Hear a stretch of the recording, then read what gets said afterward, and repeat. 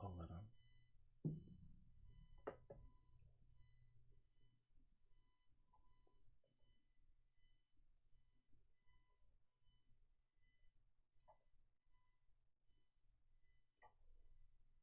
Brilliant.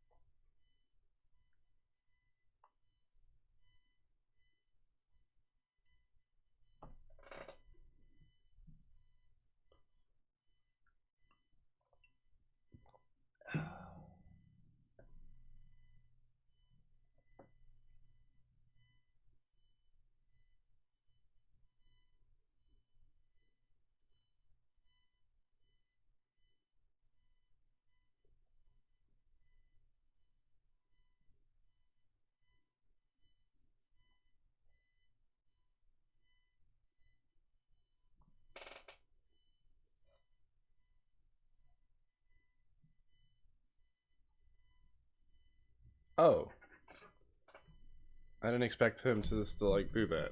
I thought he was starting up a new game. All right, I didn't do anything. Thank you, GB. I was going to for a millisecond, but then no, he did it. He did it for himself. All right. How's everyone doing today? This fine Saturday afternoon, Eastern Standard Time. I woke up like 30 minutes ago, so almost forgetting. But here we are.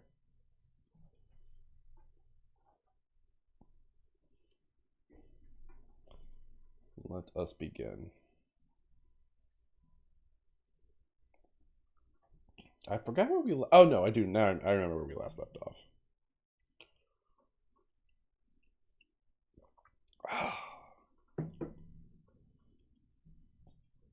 So we are continuing trying to find Ruby, although we could technically start that quite soon, but there's still some things left that I want to do before we tackle that, and then we reach the point of no return. So we'll tackle some.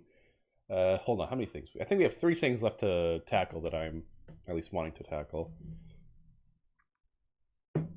We're currently. The other thing that happened last stream, we got a big old lore dump about one of the founding figures of Martinez. Oh, that was louder than I expected. We learned about the Christ-like historical figure Dolores Day and all that entails.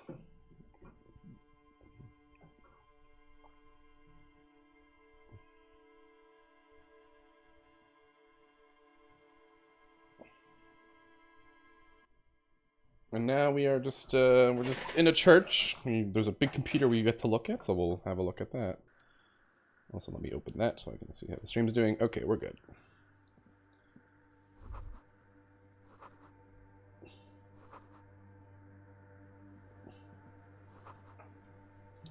Alright, so let's have a look at our computer here. Oh, wait. Ooh, there's some shoes and some money.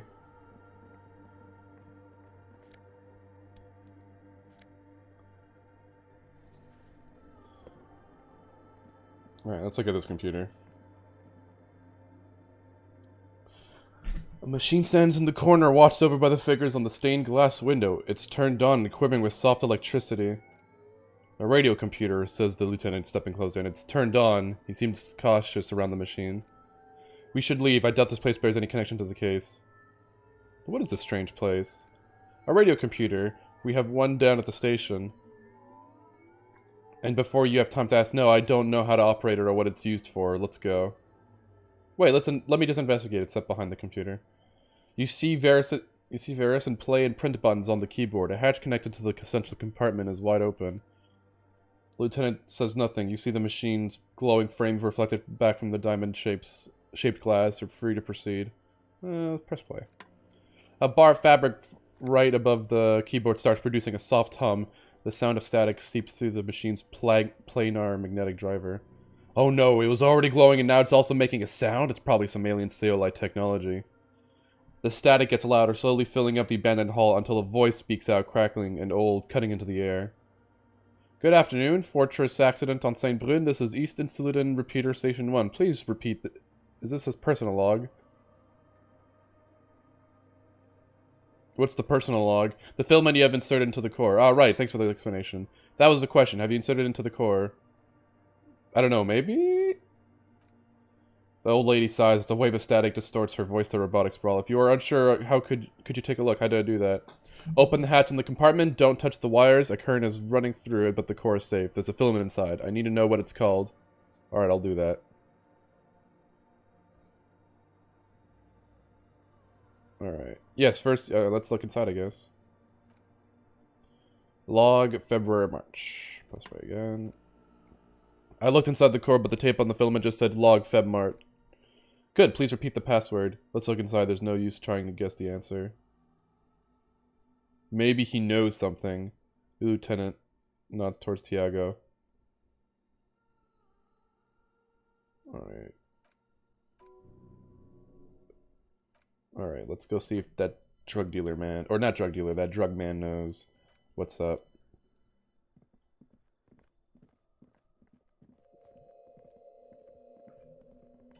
Oh, hey, wait. There's coffee in the back. Oh, wait. I'm in the mother's love. Oh, thank you. Do you know the password? Too many times, Essa. You need it for something? It's a first-degree murder investigation. Don't sweat it, Vato. The password is afterlife death. Oh, thank you. That was very easy. Kind of surprised he knew. I think we're done here, Essa. And he goes off. Never to be seen again. Alright, let's look at this.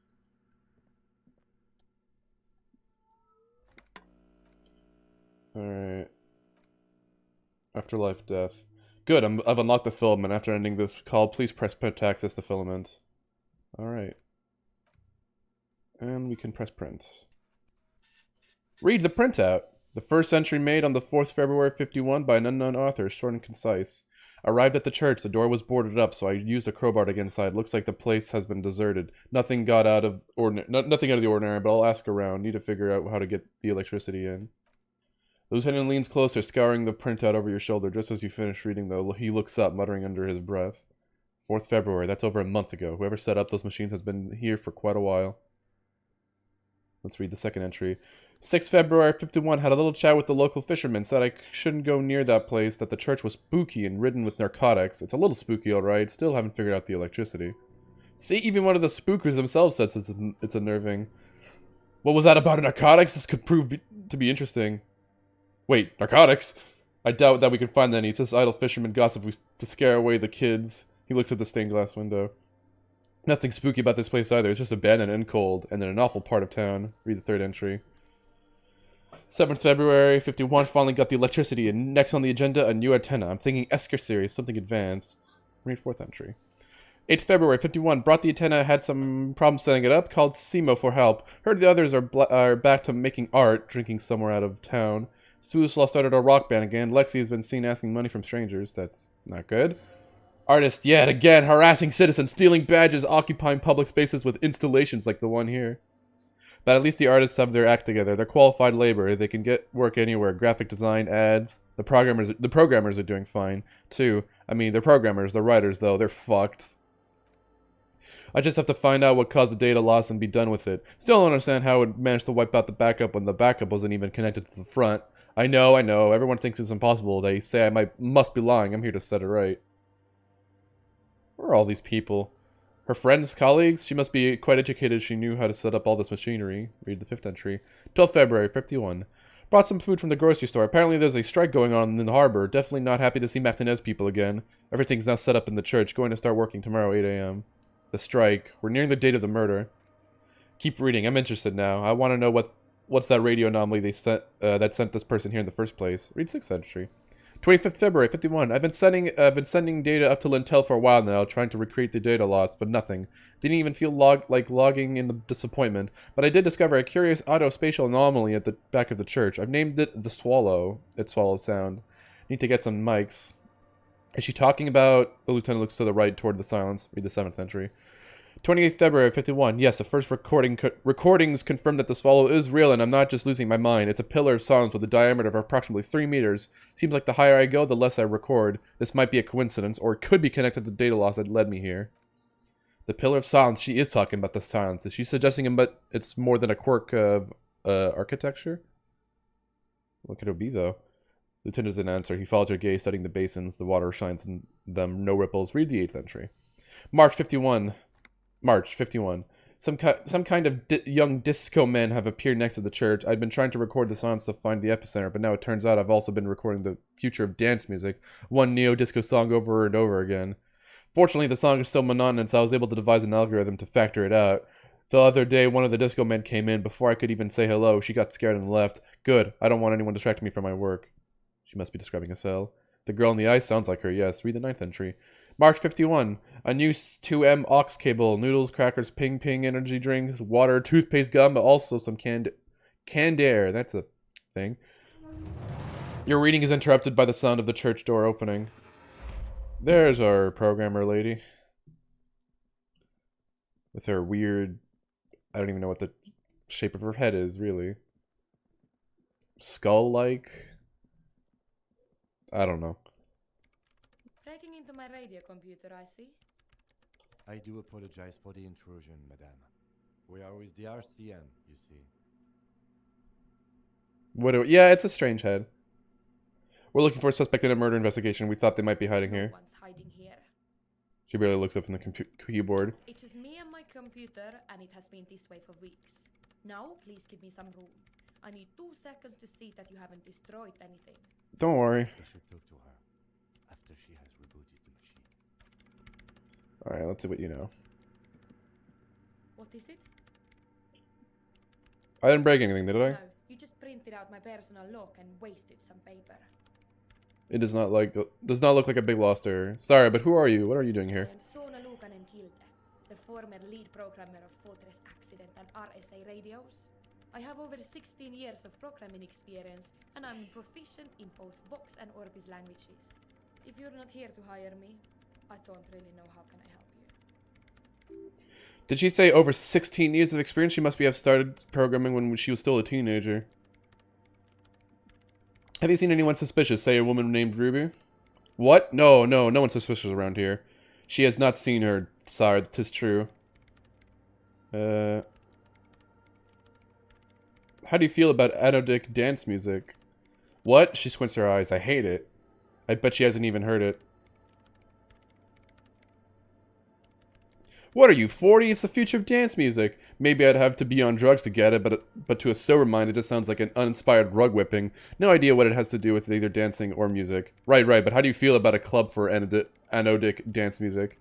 This is about those speed streaks in the tent, isn't it? She looks up, shaking her head. I've got some news for you. It's not a nightclub they want to build here. What do they want to build then? Take a guess. Why don't you? I'm still convinced it's that. The lead programmer sighs. I can't believe they got you so easily. Go have another talk with those up-and-coming entrepreneurs, will you? Thanks. If it's going to be a speed den, I mean, it would be in character form. It's like, yes, we need more drugs. Why are there so many machines in this place? I brought them here. These are my machines. Please don't touch anything. Why do you need an antenna? I use the AR-1 as my REM prefect processing unit. Wait, what? REM's prefect, my radio computer, and that antenna is its processing unit? Yes. You really don't know anything about radio computers, do you? I know a little. Alright, well, all radio computers perform operations up and on air, so in order to gain more processing power, you need to invest in a good antenna. And the AR-1, is that a good antenna? She stops to think. I guess it is. So far, I've been quite satisfied with it. Martinez is an unstable region with bad coverage, and the operation has been surprisingly stable. It's an interesting concept, having antennas as essentially your processors. But it's not the cheapest one on the market, so I wouldn't recommend it for your regular red tape operations. Fraser 1000 is foolproof line for civilians. Anyway, she turns back to her terminal. You should do some research before you decide to buy anything. Ask around, compare the prices. There are many milieus dedicated to that sort of thing. What about the bowls of water over there? They are connected to my REM prefects. Whatever you do, just please don't move them, okay? Thanks. Short and terse. There you have. What are you doing with your radio computer? I'm working. Working on what?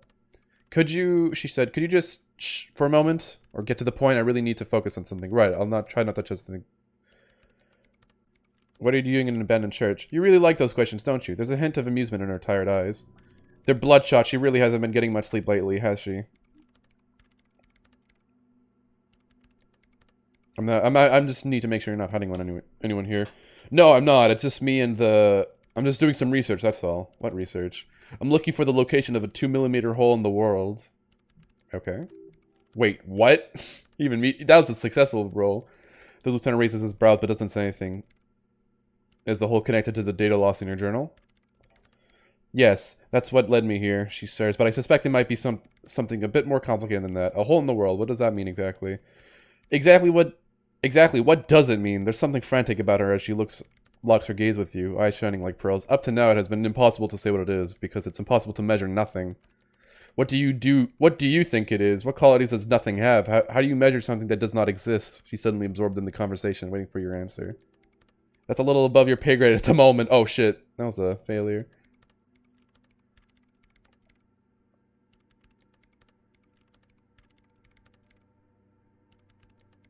I cannot even understand how we're talking about something that doesn't exist, let alone measure it. You measure it by its surroundings, by that which does exist, she replies, which is what I've been trying to do. I've tried using hydro transducers to record the sounds to find out where it begins. But honestly, it's not progressing very well. She grows silent, staring at her circle of basins. It looks like some kind of ancient ritual.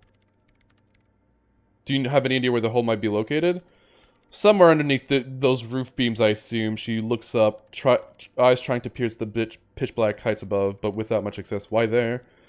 There's this place at the back of the church, a place where all the audible vibrations seem to decrease. I've named it the Swallow, and the higher you go, the less you record. The Pillar of Silence. Are you sure it's not just an architectural quirk? Maybe, but it's oddly close to the physical coordinates of the data loss that led me to this place.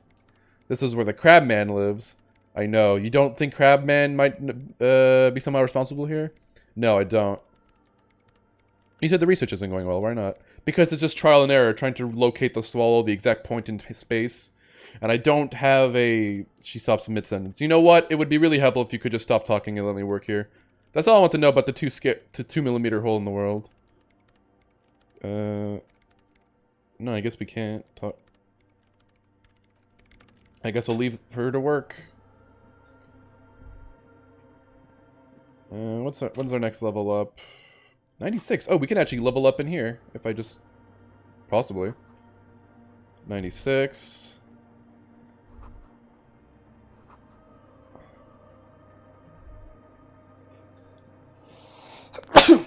Why not ask the man? Because he's gone! He was never there to begin with. Nobody fucked off. Ooh, a scarf. And level up. Beautiful. Another point of perception. Why didn't she ask? I guess I could ask her about the man. I doubt she would know much about him. She doesn't seem to be very, personable. Yes, what is it? No, but you know he's around, yes. He's seen you, and the Crabman has seen you. I don't care about Crabman. She barely looks up, now taking with the machine's printer. Yeah, look, nothing insightful. She did not care. She does not care about the Crabman.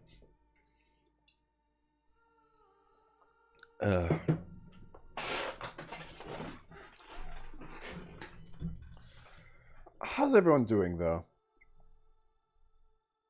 How's everyone's weekend going so far? Well, terrible, somewhere in the middle.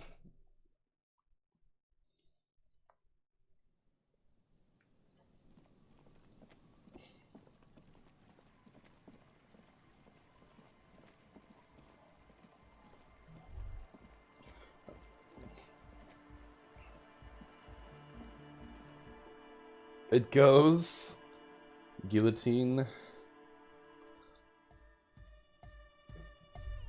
Alright, hey. Hi again. So, how are things going? About the church, I checked it out. I talked to the shadow-clad being climbing the beams, a man living on the ceiling. Oh man, the cram man, you mean? Who is he? What did you think? He gave me this odd lecture on alcoholism before rambling on and on about mother's love. Really, huh, interesting. What's he doing in the church? I think he's getting high or something. What do you mean? I'm not sure. I'm just telling you what it felt like. No matter. The paranoid young man mumbles gruffly. Is he going to be a problem? Yeah, no, it is right. Let's go back to the point. What are we going to do about him?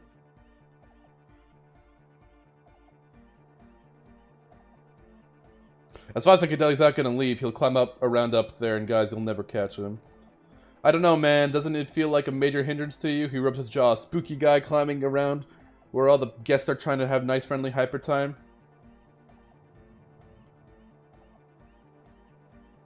I don't think he gives a shit about you guys. Yeah, I guess it's not a massive problem now that I think about it. Everyone is welcome to dance till the morning light. Yeah! Did you see her? I was using the mainframe for when Suna, the former lead programmer, Fortune's accident appeared. A programmer? That's odd. What was she like? Did she ask her about the nightclub? She said you guys haven't been completely honest with me. Come on, man. Who will you trust? A spooky programmer or us? We just want to make the world a better place. Feel the love. Get down and feel it. The stuffy tent muffles the last two words. The command fails to impress. A half-hearted style of something which does not seem worth buying. No, I'm not really feeling it. Oh, we got a new thing. You'll get there, believe me. When we've got our gear set up, things will be flowing and pumping. Anyway, now it's settled. How did she seem? I mean, disposition-wise, about the dance club. She did not like the club idea. What a pity. That's my favorite thing in the world. He drops a hammer back into a toolbox. And she doesn't like it at all? A shame. What can we do now? Do we see any way out of this jam and into a laser-lit future of dance and unity? Unity! Dance! She made it very clear that she won't leave until her own project is finished. And you can't just evict her?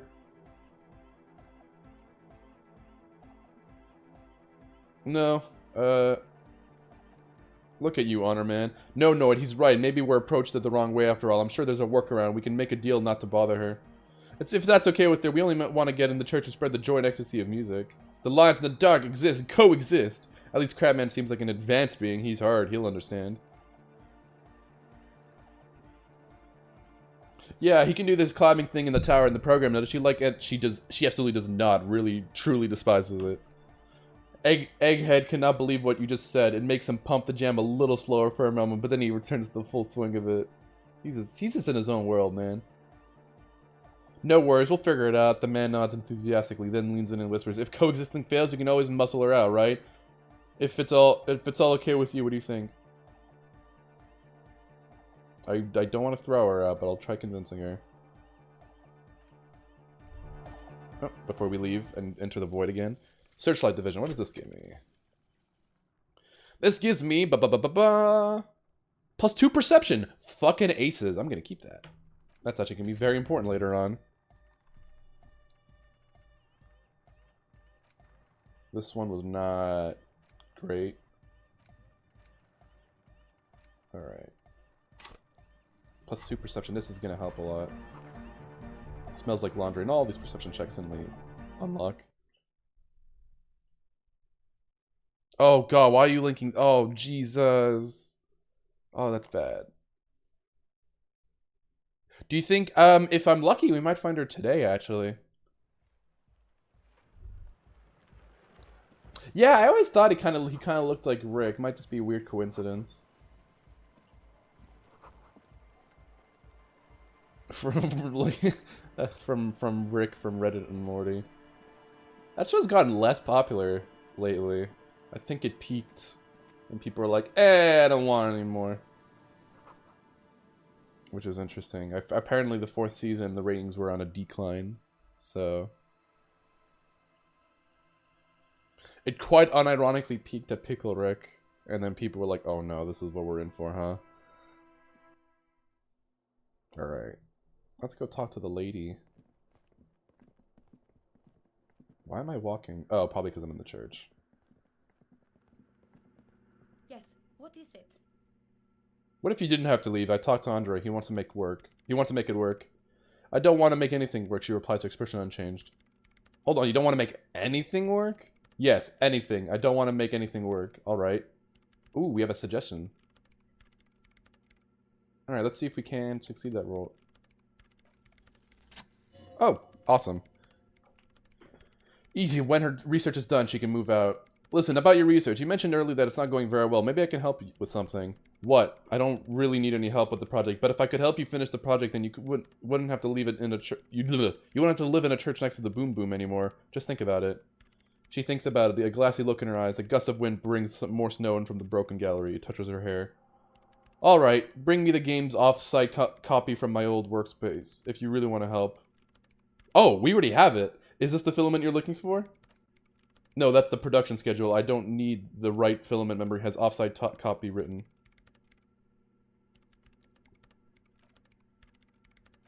It's the backup, my former... Oh, shit. The backup is as still as, but I'm hoping to use what's left of it to pinpoint... Oh, shit. Why is it on-site? Oh god, not this again. She takes a deep breath. It is not on-site. It is in the basement, perfectly safe and not connected from it at all. Oh, shit. Yeah, that's the one. You can get in through the buckshop. You just have to do something, some explaining to the bookstore later. Actually, I've already been inside the doomed commercial area. Good, then you might know the giant ice bear fridge in the building cellar. The filament is inside the fridge. Let's go and get it. I never saw a filament in there. Alright, let's go get it. I never did this quest, so... Let's go get it.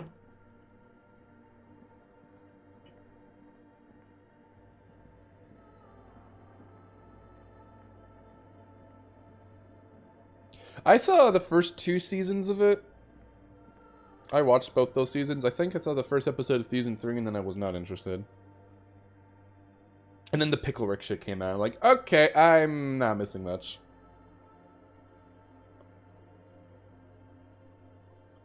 It's definitely a show where, like, fans kind of like it because of my nihilism. Also, why am I walking?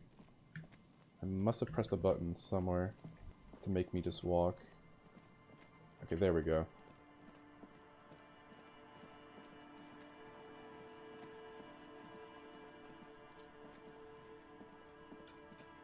Like the people think it's a smart show because, oh, Rick is a nihilist, therefore it's smart.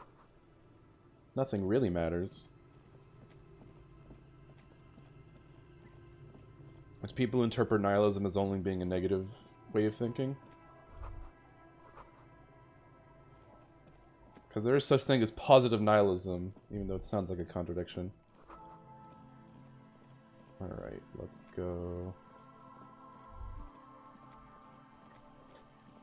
Or at least I believe in positive nihilism. I don't know if that's an actual thing or not.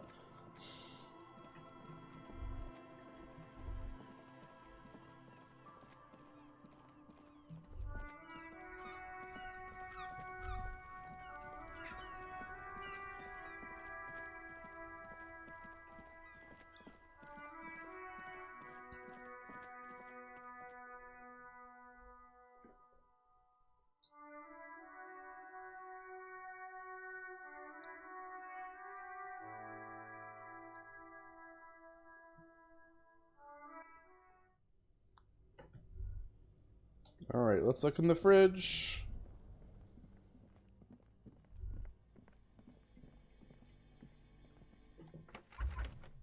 Hey, Kai, I can't see the off copy side anywhere. Someone must have taken it. What does the note say? What note? Wait, do I have the note?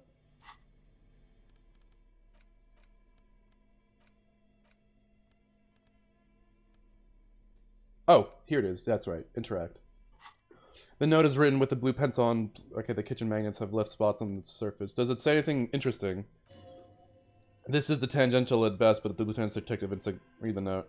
Someone has scribbled S. I can't believe the offsite copy is still here. The literate ginger kid keeps stealing stuff from the studio, so I have to hide it somewhere safe. Oh shit. You'll find the filament with the offsite copy in the frozen ice cream maker. Please take it home ASAP. It's important. Oh shit. Okay, I know where that is.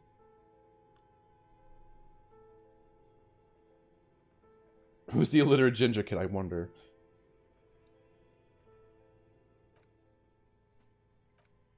Alright. So that fucking thing. Shit. I think I needed my crowbar for this.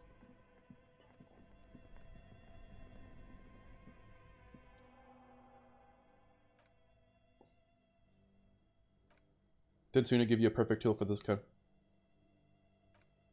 Oh shit, did she give me a tool? I didn't even know. I didn't realize. Tools. Ah, the multi-tool. Here it is.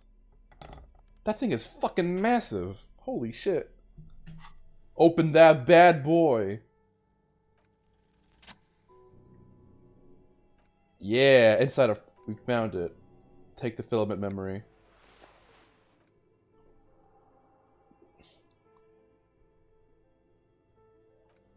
Look at this shit. I don't even know what this... This looks... Is that supposed to be like a measure? I have a lot of questions about that thing. Well, look at all these...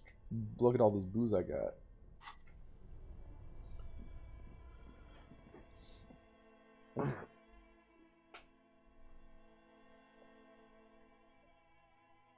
Alright, so we got her thing.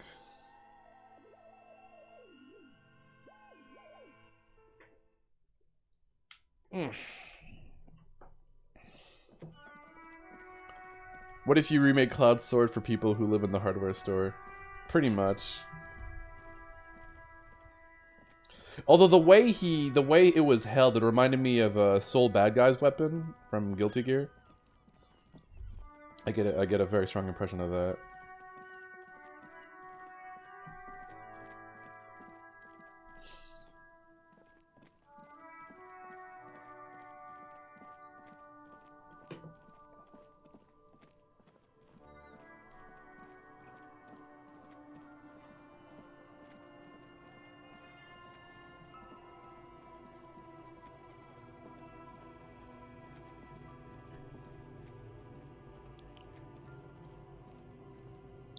Alright, so I'll take a sip there.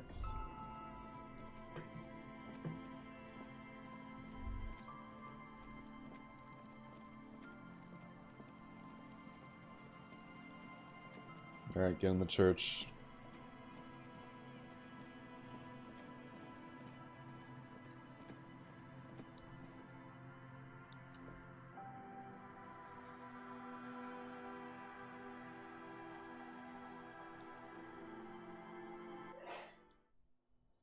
Alright, I got your filament, baby. Yes, what is it? How about the offside copy? I brought the filaments. Thanks. Look like it's the one. What's going to happen now? Now I'm going to print it out to see what's left of it. She's already inserted. What are you hoping to find? I have a theory, she says as the filament clicks into place. Lintel was able to divine the location of the anomaly from this broken copy. I want to repeat their calculation, only this time with better equipment. Watch. What an intricate display failure. The paper starts filling out with ink, soaking in the gleaming blackness. Not a single line of data stands out. Cold sweat trickles down your spine. This is spooky as hell. It's played cool. Now what? Suna doesn't reply. Her hands running over the printout. She's looking for something for her morning star. Eyes scouring the millimeters. Here, I found it. Where? Hold on. She's behind the keyboard, typing in some numbers that only she understands. The terminal beeps and the light inside starts pulsing like a glowing heart. Can I do anything? Shh, just give me a second. I'm almost... She clocks up her typing speed. I've never witnessed a program at work before. Done. I've got it. I found the location of the anomaly. There's joy in her voice as she bumps her fist into the air. You found the coordinates? I found the coordinates. She looks out a celebratory laugh. Oh my god, congratulations. Thank you, she yells back with a grin. Time for a celebratory drink, perhaps? Just a thought. Drinks! Drink! I must drink. Oh, fuck, I can't access. So where is it? Where is your 2mm hole in the world? There. She points at the other end of the church where a group of water bowls forms a ritualistic arc in the swallow. Think you can help me again? Sure. I need you to go move those water bowls for me. I need to double check my calculations. Just walk over the circle and follow my instructions. Move the third... Oh, fuck. Move the third bowl 2 centimeters to the left and the fourth bowl 5 centimeters to the right. So Third, 2 to the left. Fourth, 5 to the right. Oh god, okay. I hope I can remember this. Thank god it's an autosave. But wait. Clockwise, maybe?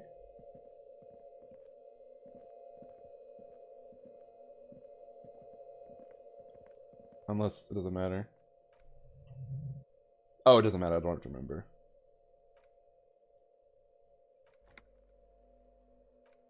The lead programmer sends you an encouraging thumbs up from across the hall. Alright. I was wondering, like, can I fuck this up? But no, the game won't let me. Yes, what is it? I just moved the water bowl to the right position just like you asked. What's next? Great, everything should be aligned now. Okay, let's get this party started. Yeah, she snaps out of the lull. Let's do it. Now the only thing left to do is unmute the headphones. Oh god.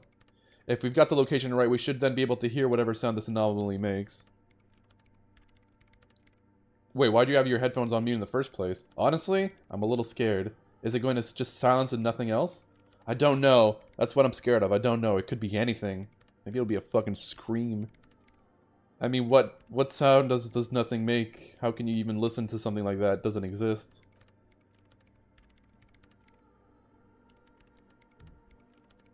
What if silence is only what surrounds it, but the swallow itself is... You're right, we should be cautious. We don't know what we're dealing with here. Maybe. Maybe I'm just tired. It's scary, but we just have to face it. Yeah, you're right. Let's do it. Unmute. And then nothing. Nothing happens as soon as Lieutenant Kilda presses unmute as on her keyboard. Nothing but sounds. You can hear some small animal across the floor in the chancel. Or is that supposed to be channel? It's that quiet. It's that quiet in the sanctuary. Can you hear anything? Or say nothing, you know what? She doesn't talk. Her eyes closed and brows knitted together in a state of deep focus, in one hand cupping the headphone. Well? Damn it! She lets out a loud sigh before tearing off her headphones. She's still avoiding her gaze. Come on, did you hear anything? No, of course not, she says, clearly disappointed. Nothing happened. Let's move on. Despite her fear, she was hoping for something extraordinary to take place. What do you mean nothing happened? Did you find the swallow? No. She rests her head up. She rests her face on her hands, massaging the forehead. No, my hypothesis was wrong. According to this, I should have heard something if I got the coordinates right. Like I said, silence is only what surrounds it. But this is just another failure. Silence sounds like silence. That's all it is. Yeah, it's the game that won a bunch of awards when it came out. It was kind of a sleeper hit. Like, I think I only heard of it around the awards ceremony. Although I know some people who knew of it. You can try it on the headphones, see if you can hear anything, but don't get your hopes up. We got a perception. Ooh, legendary. I'm fucking acing these low rolls! Hell yeah! Let's fucking go! You are draped in silence like a jutting man staring in this puny little headspace. And then the pressure changes. But I can hear anything. But can I hear anything? It feels like a flying on aerostatic, or when your ears pop, or like a subtle difference in the atmosphere, a weather change hanging in the air. What if the sounds you're looking for is too low for you to hear? Sona, what if we just need a better sound system? A better sound system, alright, but where would we get one? Suddenly a rhythmic beat permeates the walls, causing a small patch of decorative stucco to crumble onto the wooden floor. They should really allocate some renovation funds to this place, murmurs the lieutenant, inspecting the damage done to the arabesques. No, what they really should do is shut down the disco men for disturbing neighboring peace. Yes, but they could help with the speakers. You mean the speed freaks? She closes her eyes and some more dance music invades the holy sounds of the sanctuary. Of course, the speed freaks. They have a fantastic sound system, and you think they would help? They would if you wouldn't mind them moving in with you. I guess I could live through a week or two of peaceful coexistence. Great, I'll talk to them then. Sure, let me know how it goes. Alright.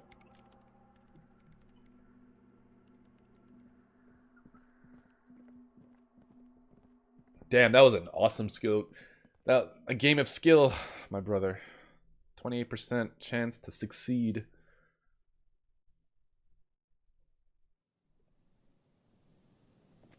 Let's go talk to the speed freaks. It's like, hey, we need your sick sound system.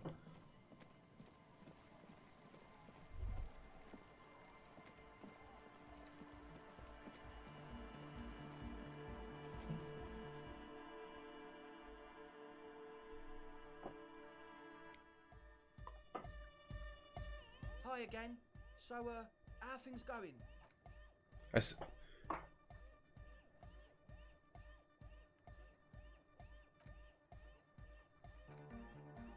Okay, hold on.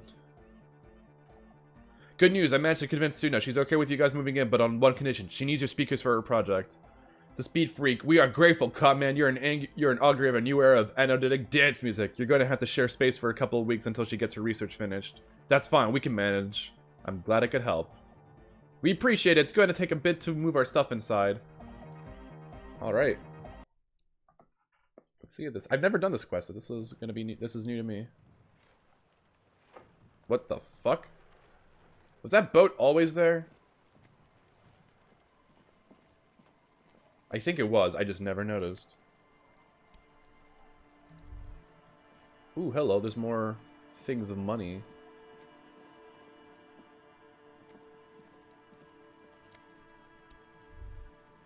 Oh, there's some money over there, too. Damn. Hair looks like Rick Sanchez. Yeah, it does.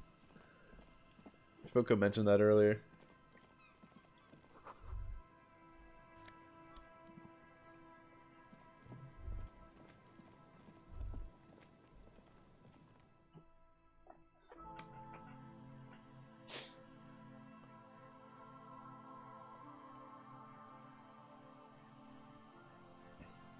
You have to find the crypto read. That'll come in due time.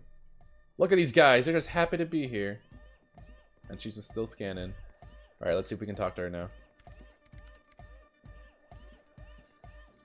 Yes, what is it? How's the project going? I see that your neighbors have moved in, but all I hear is anodic dance music. What? She leans. What did you say? You can barely hear. I said, how's the project going? I can't hear you, she shouts. The music is too loud. The project! How's it going? Oh, the project! It's not going well. Why? There's that guy, she points at Egghead, who's raving. I need him to plug a 3.5mm cable into the auxiliary input so that I can route the audio signal through the mixer. He doesn't listen to me, he only seems to ever care about hardcore and Yekokata, a place to be apparently. I'll speak to him. Hey, Egghead, you fuck.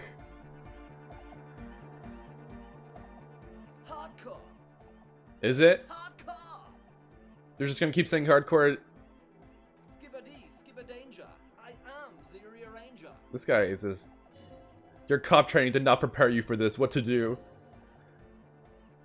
Could there have been a right way out of this garden? What the fuck? This is hardcore. Say nothing. Hardcore to the mega. Internally coherent. All core. All right. Yeah. He furrows his brows. Hardcore.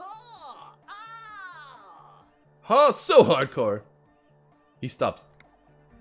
I was just thinking that a moment ago. Mind, one spirit. There's no other world. There's no other life. Oh god, I have to talk to this fucking... The heavyweight jam. Hardcore. Hardcore. Hardcore. Internally coherent. All core. All right. Is it though? What is it? I mean, really. Under the radar. What the fuck is this? I'm trying to. How do I talk to this fucking guy? Maybe he knows something. Yeah, it's all set up, man.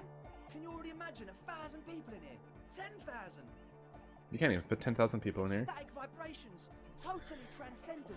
And I've finished setting up the new compressor too. Now the only thing left to do is the name of the club. Will you do the honors, detective? Kim, would you have an opinion on the name of the club? I wouldn't. I wouldn't build a club and I wouldn't name it either. We're not going with anything the Crabman would say. Why not? The Crabman has ideas. Do you have opinions on this? I don't. Good, we have too many opinions anyway. Egghead, you must have a lot of ideas. Yekokata! Yekokata, the place to be! Yekokata, the zone of ecological catastrophe? That's too morbid, Egg. Got anything else? Hardcore! Hardcore to the mega! No, it has to be bigger than hardcore. What do you propose the name as? This name? Everything I managed to come up with sounds just wrong. Under's overthinking it.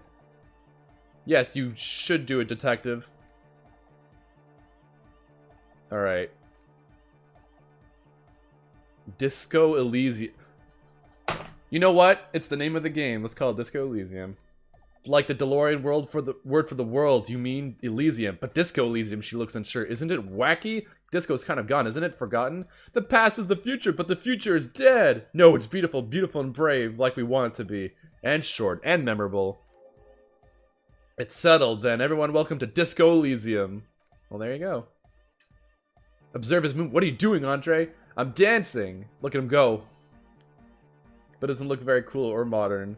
Honestly, it looks kind of lame. The softcore gyrating is supposed to be dancing. We should talk about it. We should talk about your so-called dancing. Yes, my man. Talk? What is there to talk about if you can express yourself with moves? Oh shit, no words, just dance. Oh no, I can't dance. Check failure.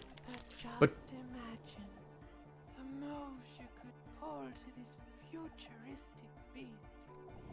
oh, I didn't even need to heal. Fuck. Puts a grin on your face just to think about it. Even a failed attempt gets the juices flowing. What's with the hair? It's to express my individuality. Is that a bald spot? It's hard to tell for sure with the fused together spikes, but it looks like he's balding. Or it's because you're balding. Or because I'm balding. Yes, I want to fuse the remains of my hair together before it leaves. Well, there you go. I want to show my hair. I don't give a fuck how old you think I am. I'm 20. How old are you, Andre? Not 20. That's fair. Fair enough. I want to talk to him. He's a quiet man, mostly communicates through music and by being a master of ceremonies.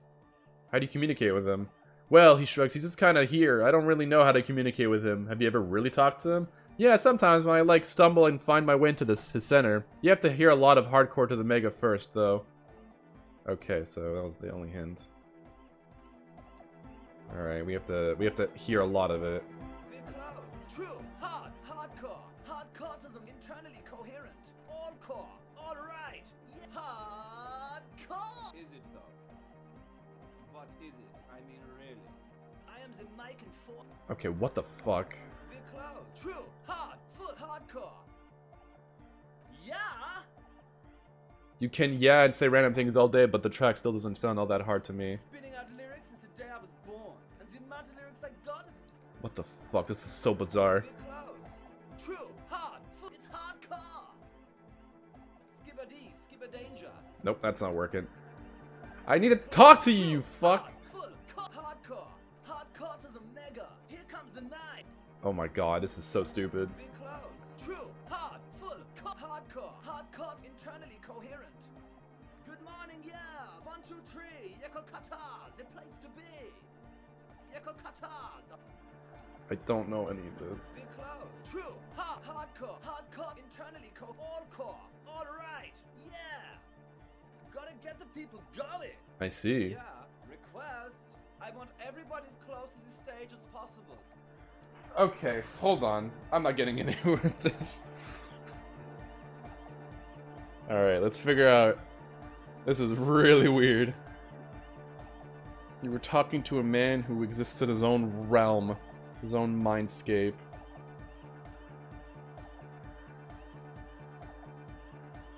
Alright.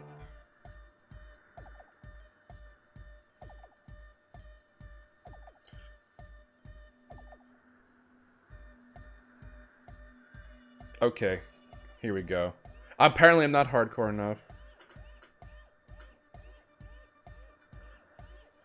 Okay, talk to Ed. So I think I had the right idea. We're close. True. Hard. Full. Say nothing. Hardcore. Do you think this is how Kim feels? Probably. Still nothing. Hardcoreism mega. Say nothing. Internally coherent. Still say nothing. All core. All right. Yeah. Hardcore. Okay. Ah! I'm still worried it The isn't. question is, what is the question?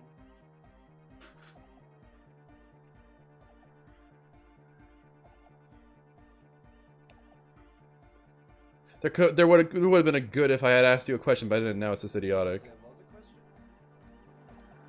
Alright, so now we have to talk to him again. We're close. True. Hard. Full. Core. Say nothing. Hardcore. Hardcoreism mega. Internally coherent. All core. All right. Hard. Is it though? It is. What is it? I mean, really? The question is, what is the question? No, but seriously. Okay, now we got to him.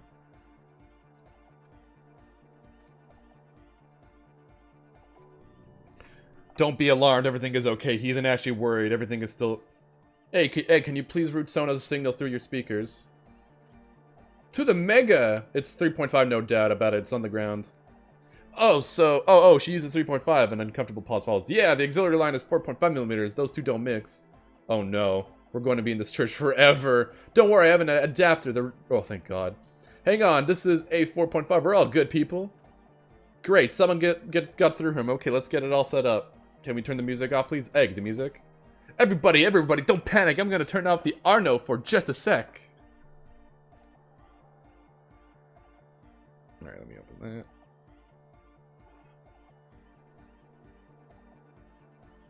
Alright, go tell her that Egghead is ready. How do you like it in the church? Yeah, back on the case, so no disgrace. Bring it down to the party place. The first page of the second chapter.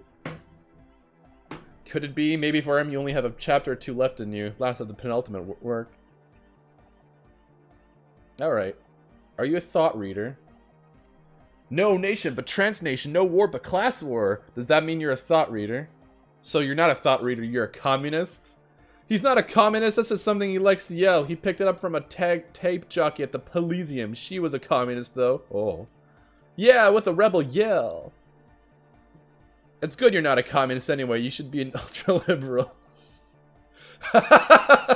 Sure, we'll go with that. I can be ultra, if you want that. Do you want me to be an ultra? Please don't turn him into an ultra-liberal. Oh, geez, please don't do that. There's enough exploitation in the world. Capital needs your help. Yeah, we made him a capitalist, everyone. God bless.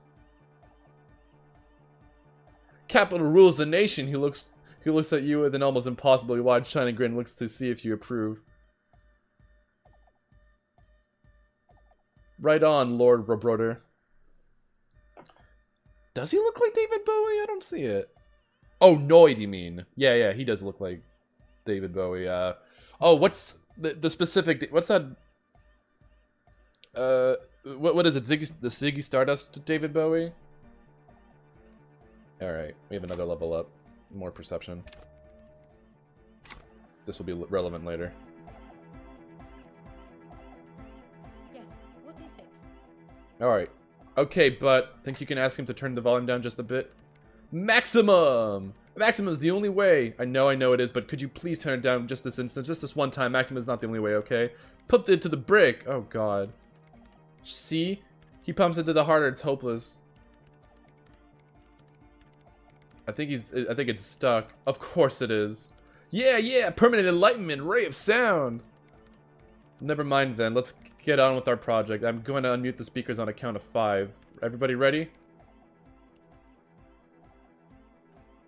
Born ready. Ready, yells Noid. Finally, a cell turns to face you and the lieutenant. I'm ready if you two are detectives. The lieutenant nods stoically. Okay, ready. Proceed. 5, 4, 3, 2, 1. Mute disengaged. She lifts her hand from the keyboard. Complete silence fills the room. No wind outside, no waves, no floorboards creaking, total continuous silence. This is unnatural. The woman looks around in the silence. You see dust move on the floorboard. The driver of the speaker vibrates. It's the air and then stops. Plasterwork begins to crumble down the walls. In the silence, a low hum starts creeping up your spine. It's a song inside you. Not in the speakers, not in the room. A great bass sigh in the basement of your mind slowly builds until the air around you starts to vibrate. Oh, fog. It's out there now in the world, made manifest. It will devour everything. The floorboards, the glass, the streets, and the people. Nothing will remain. Guys, what's going on? There's alarm in the man's voice. Oh, fuck. It's getting louder! In the basins, the water looks like it's boiling. Hoisana, mother of Mega, you hear Egghead yell, then something else, but his voice is growing faint. He's peaking, the worst high he's ever been on. Oh, fuck. I've never heard anything this hardcore in my life. The beauty and the beat, the future of dance, planetary. No, Egg, it's the window. The glass shards around Dolores Day's vacant heart appears to be vibrating from the sound. It almost looks like if she's alive. In the corner of your eye, the lieutenant steps aside cautiously, his eyes searching for a possible evacuation route. The roof is going to come down. No! The roof! She looks up. A screech fills the air. A scream of wood and nails. The pillars of the church twist and creak around above and around you. Crack appears on the stained glass window. Cracks run up the window pillars in the dark. Come down to us, love! Below it, all the bass grows like the jaws of a giant compressor gnawing on metal and wood. It does not sound benevolent at all. It's shaking the building's foundation. The floor twists. That's it! I'm muting it. Don't panic. It's beautiful. Beautiful core! Shit, it doesn't stop! Oh, fuck. Everything's falling apart. Yes, I've turned it off, she yells, holding the contact mic in her hand. Andre, pull the compressor! Fuck, I can't shut it up! The signal's passed! It's not in here! It's in the mixing desk now, building into a positive feedback loop. This is it! A great roar. I get it! It's in the desk! And then it stops. Totally and utterly, as if there was never a sound. Only your ears still ring from the shock. Everybody's staring at the egghead, holding a tangling cable in his hand, a black 3-pin connector. Egg. I pulled the plug, he says calmly. It was getting too hardcore. You did good, Egg. Most of the place seems to be intact. Fucking Programmer lady, tell me you were recording that. 4 years, the woman whispers. 22 people, millions of reals, all that time. This is what we were up against? Just erased it. Her lip trembles. Sulasla isn't gonna believe this. Yeah, but did you record it though? That was dope. I think we can use it. Yes, Andre. She composes herself. I recorded it. Damn, I need to send some letters now. Thank you all for doing this, Eggman. You too, and you too, officer. I don't know what we discovered, but I know what it sounds like now. That's a start.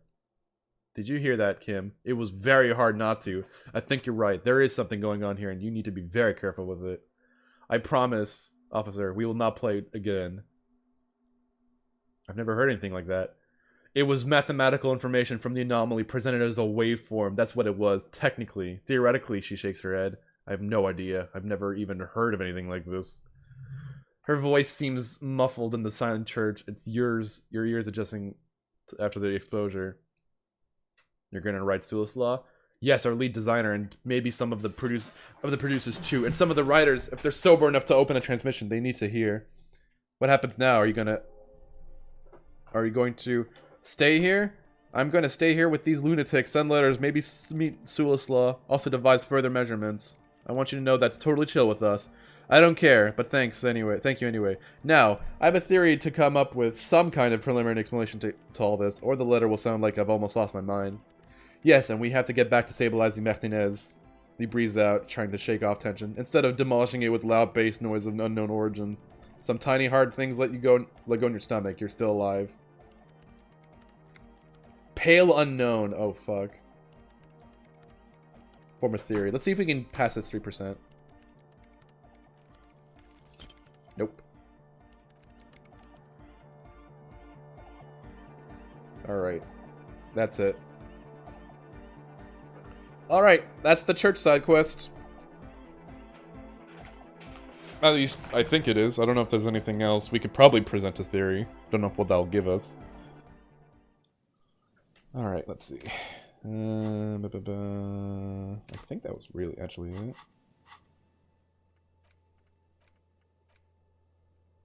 Okay, yep. So now we can... So now, let's meet with the pigs to get our gun back. We're gonna need a bench to find. Likely there is one on this island. We'll just sit on the bench for a couple of hours as time passes.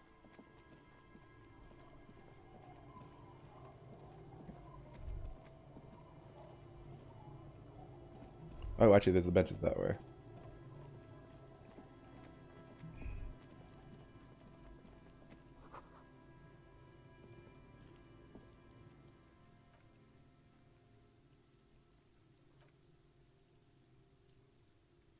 Shit. I can't just have time pass by when he's around. Fuck. There's gotta be a way. That's not good. It's a little annoying, but we can pass some time at least.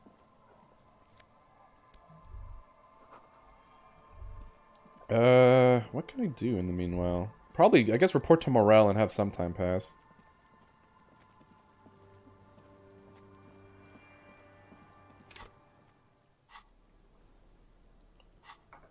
Well, this kind of throws a wrench in plans.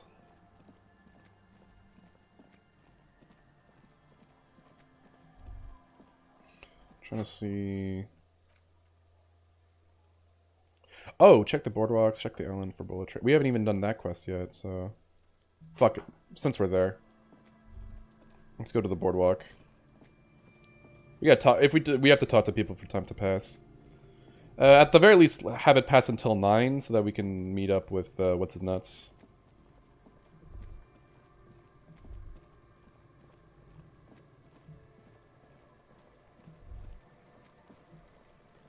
Alright, let's go up, up, up. Oh wait, when we'll be on the boardwalk.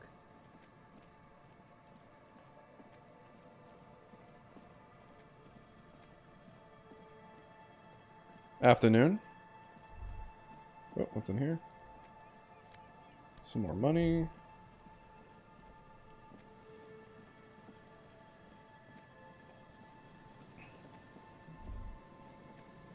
Nope, that's not what I wanted to go.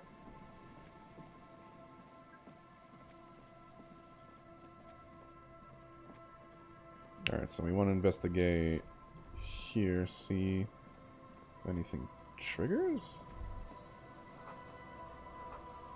No, nothing triggering here.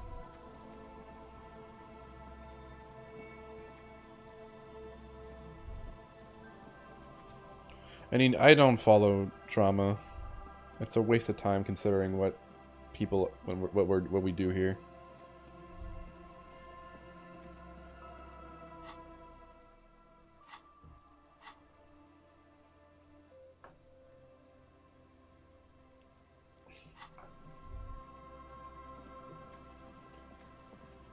Are there really no bullet traces here?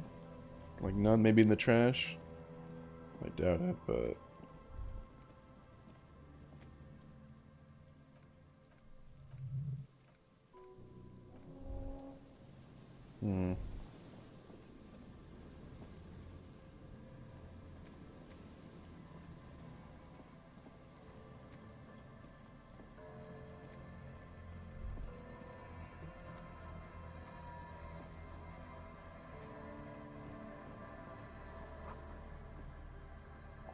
The remaining... Can you make out what's inside? Can you still shoot though? Well enough, actually. But I passed my shooting core 7 out of 10.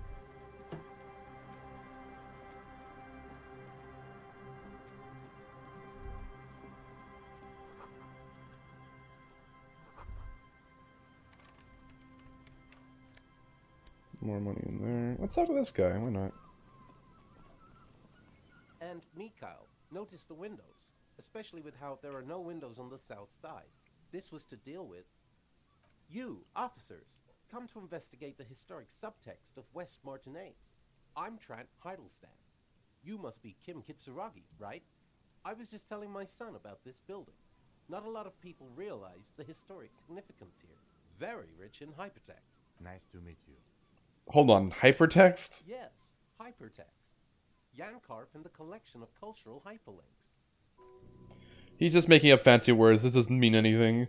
Wait, what was that? What was that about the windows before? Oh, yes. So, Mikhail, they had to deal with monitor glare, especially in the summer. They still had vector monitors back then. That was 49 years ago, so they didn't have windows on the south wall. You and Kim know each other? No, I can't say that we've met before, but I've heard of Kim, of course. Mikhail, say hi to the officers. Mikhail's a little tired today. We spent all night trying to run Orbis on his radio computer. Have you heard of it? It's a programming language used in Grad.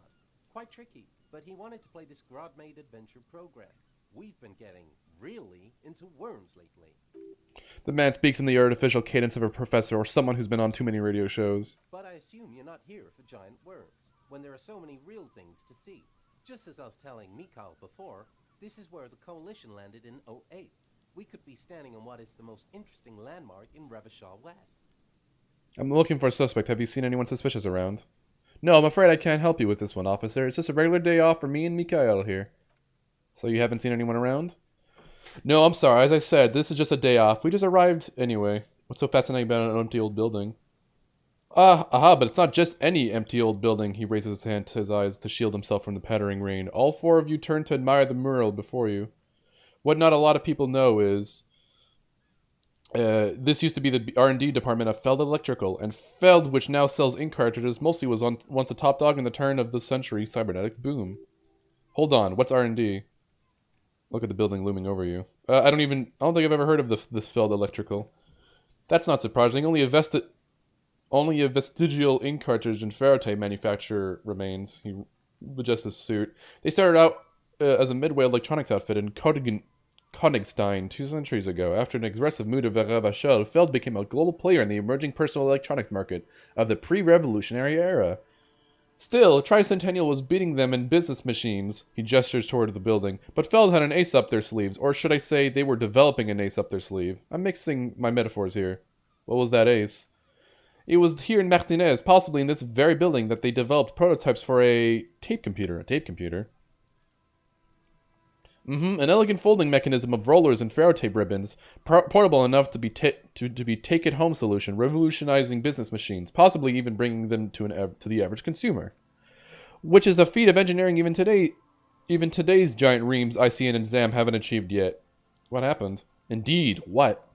The revolution. The boy wipes his nose. Those fucking commies!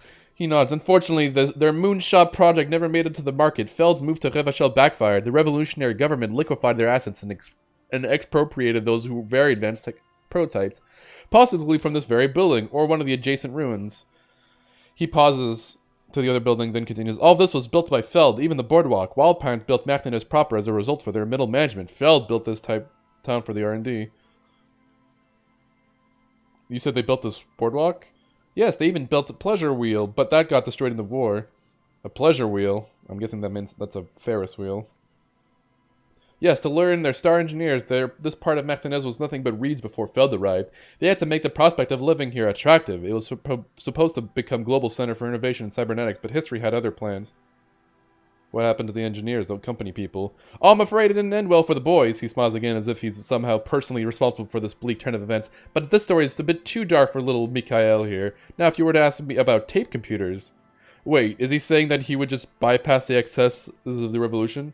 He means they all died in the hands of the communists. Officer, I told you this chapter of history wasn't on Mikhail's curriculum. Let's keep this kid friendly. Fuck you. He needs to know. What did the revolutionaries do with this advanced tape computers? They used them for military communications, of course, but also to write and send out press releases, the most notorious example being Le Décret de Mars. What was that? Sounds like propaganda. What's the March decree? I mean the radio transmission sent out the news agencies and world governments by the newly created Commune of Revachol on the 7th of March in the Euro 2. It's a beautiful piece of text, actually. A singer-songwriter I know, Charette, called it a love poem to Revachol on her political concept album, Bon Baiser d'Insulinde. You should read it. Every local library in Revachol stocks a copy of the decree. It tried to get Mikhail to memorize it.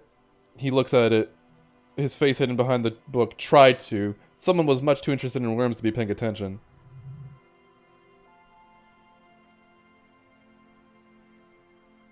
Alright, that's enough of that.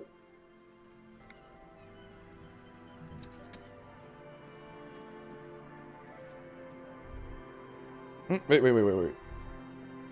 Here we go. The light vanishes inside the concrete slit. Yell ho into the slit. What's in there? Maybe it's just a storm drain for sewers. Kim, any idea what's down there? No idea, he takes a glance. Think we might find Ruby down there? We might find her down somewhere. There's an old storm drain system. God, I kind of wish I could pass time now, but I don't know how. I can't just sit on the bench, because Kim was like, no, we can't. You just can't sit there. Which I thought you could, but I guess I'm crazy. Oh well, let's go report to Morel. Go to the bookstore and read, yeah. How's my team doing in free agency? I genuinely don't know. I don't know what fucking Bergevin is doing with the abs. I mean, thanks to COVID, they had a better playoff season they had any right of having. I.e., they actually showed up, and they beat the Pens at least, so there's consolation there. But then they lost to Philly, so, you know.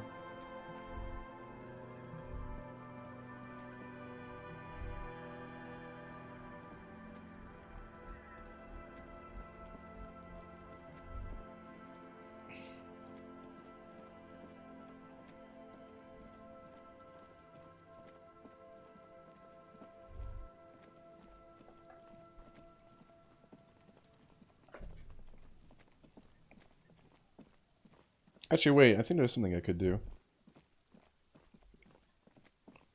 Tyler, unfortunately, I'm not super privy on hockey transfers and players. So I don't know. Tyler Toffoli for 4 years. How much? Like, how much money do you throw at him? That's a pretty big. That's a fairly sizable contract, but.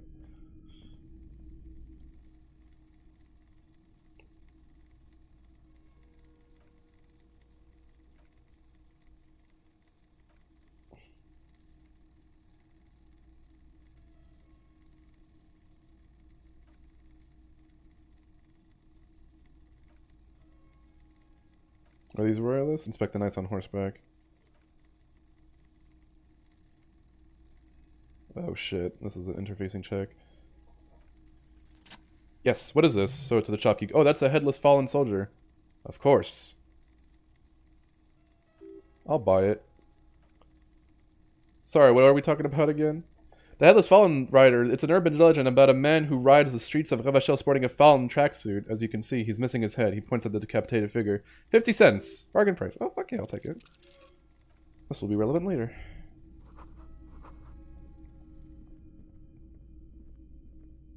Is it a bargain? Benjamin signed for 12 mil, I guess. That's kind of a bargain. I don't know, because I don't know how valuable Tyler Toffoli is. So, I'm sorry, I'm not super well versed on, like, players and rosters, unfortunately. So I'm not much help in that department. Yeah, but I want to sit on the fucking bench. Fuck you, I want time to pass.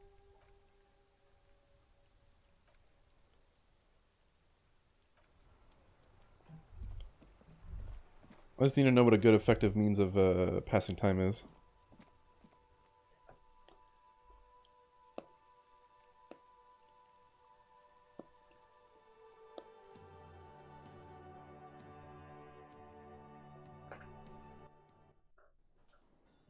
Alright. There's morale.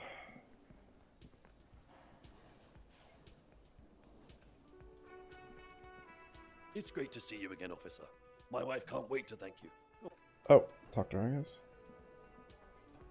Oh, sweetie. Wait, they're in cap hell? I thought unless they made a bunch of really expensive purchases after their expansion draft. Just doing my job, ma'am.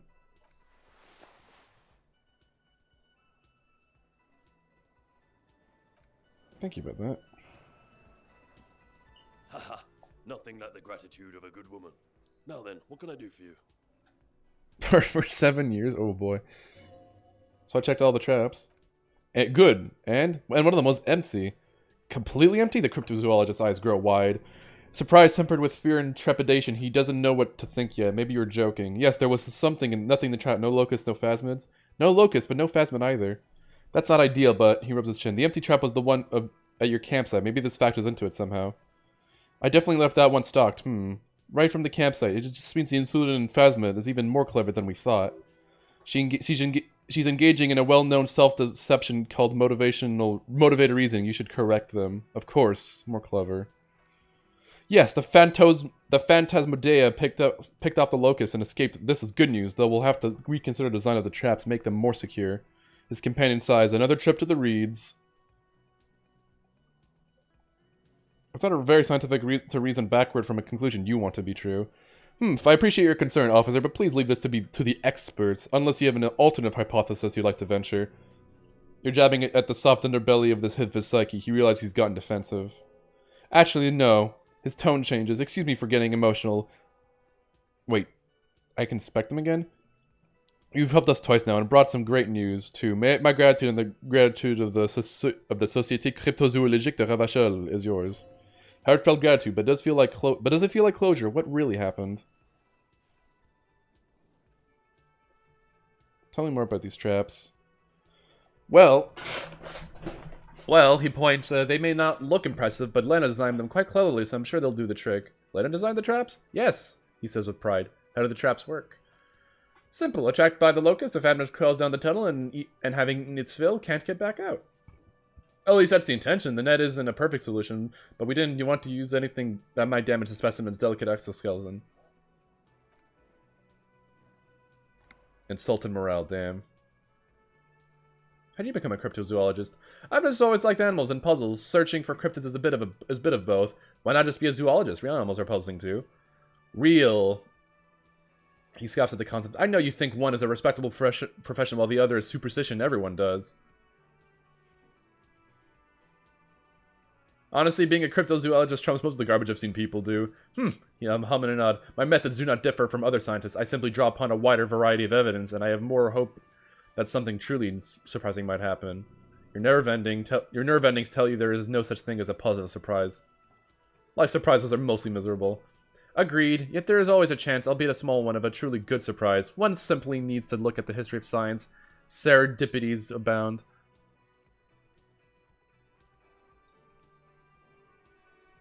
And has anything truly surprising ever happened to you? I have yet to catch a cryptid, if that's what you're getting at, but I have come close. What kind of evidence do you use? Everything from the forgotten regional lore to newspaper accounts like the one that brought the newspaper... well, whatever. I keep a very open mind. He's interested in things that people believe that scientists don't. You think other scientists don't listen to ordinary people enough? Most establishment scientists only care about reputation and remuneration, not real research and certainly not the truth. They're a cowardly lot, and both the field and basement archives can be dangerous places. I think we're complaining now about something else. Alright, let's try 8% roll. Let's go. Oh, whoopsie daisy. Maybe it was a... Alright, that's enough of that. Hey, let's talk to his friend here. I really owe you one for getting us out of those reeds, officer. He looks nothing like his model. Soot out of my hair. I'm guessing... Name's Gary. Yellow man. I mean, officer. Did you just call... He just called Kim Yellow Man. The lieutenant raises his eyebrows slightly and takes out his notebook. Yellow Man might be the owner of the mug you found in the trash. This is something to ask him about after a little probing. Not a lover of the great outdoors? I like nature, just not this bloody coast. It's mostly drunks and degenerates that come here. Drunks and degenerates? That's my crew! Dark times will do that to good men. He nods gravely, then shifts his gaze onto the floor tiles. Serious question time. This man is no innocent. No one is. Do you know anything about the man hanging behind the whirling rags? Oh, so that's what the RCM is in Martinez about. Great. Great to hear someone's finally taking care of that. So you do know something about it. I mean, who needs defense? You just score more. That's all. Is this your mug? My mug? Why would you think that? You said yellow man. That's not something many people go around saying. Really, I hear it all the time. All in jest, of course. No offense seems to mean. Alright, I believe you. You look like the kind of man who knows it's a crime to lie to an officer. Okay, I admit it. I threw the mug away in the trash container behind the hostel. I know I shouldn't have. I'm very sorry, officer. He pauses. You're not gonna find me, are you? Nah, Gary, I just want information. Whew. Thank you. You won't regret this. I won't use another man's property to dump my garbage ever again. I don't know what got into me, really. Work has been stressful lately. Damn Koiko's price dumping us out of competition. What did you do, Gary? Nothing, just answering some questions, helping out the law. Here we go, start pumping that sweet info. Gary, did you put the clothes of our murder victim, the man who was hanged behind the whirling and rags, into the trash container? Officer, please, let me explain. It's not like that. Do. I was only cleaning up. I have lived right across the yard from where he was hanged, and I saw him stripped naked, all the clothes lying around the yard, smelling. People are animals, you know. Yes, what happened? Then I just realized he's called Gary the Crypto-Fascist. I don't even know what that means. Then I came out to clean up the rags because no one else would. I put them into the whirling's trash, along with a broken mug. Admittedly, he changes his mind mid-sentence. Okay, I was coming to throw the mug away, and, well, I threw the mug there and the clothes, too. Right, it was just civic duty, Lieutenant remarks drolly. Exactly, that's what it was, civic duty. You wouldn't know anything about the victim's missing armor, would you? Armor, no. I mean, yes, of course. I know he was wearing armor, but I don't know anything about it. How'd you get into the trash container? I know a guy who works with trash collection, CS Municipal. He gave me a master key for the trash container of Martinez. Why would you need to go into everyone's trash? So I can use the Whirling's trash compactor to sort my own stuff? Garbage disposal is expensive as hell. Them damn Himians run it like a mob. I'm sorry, okay? I thought I could cut costs. I shouldn't have. I shouldn't have disgraced myself. Disgraced? No need for the histrionics, sir. It was, after all, just a trash container. Let's move on for now. I hope I could help you investigate in my small way. He's visibly relieved it's over. Why is he shifting around like that? 8%. Let's go. Fuck. Gary, are you cross-dressing by any chance? He froze. Why would I do that, officer? To feel close to the fairer sex. To the fair sex. Ain't no shame in that, man. Because you're a dangerous subversive, obviously. He shakes his head slowly. But officer, I'm not wearing any women's clothes. You were surprised to see my colleague? Not many Seolites here or anywhere other than Seoul. I meant no offense, truly. Do you remember how, when we met Measurehead and I said the next racist would be the really good one? Yes. Well, this is that racist. Yes, our lucky racist. He is nothing compared to Measurehead. I don't know who that is, but all I meant was there are not many Seolites around here. The lieutenant is a native of Ravachal. Oh yes, of course he is. I was just speaking about his connections. Let's change the subject, okay? Sounds like some conspiracy topic. You might be able to discuss it with him when the lieutenant isn't here, if you can remember it. Thanks for your cooperation. It's 8 now. We have an hour left. In-game, that is. Alright. I didn't know how to pass time. I need to figure out how to pass time effectively. How to pass time Disco Elysium.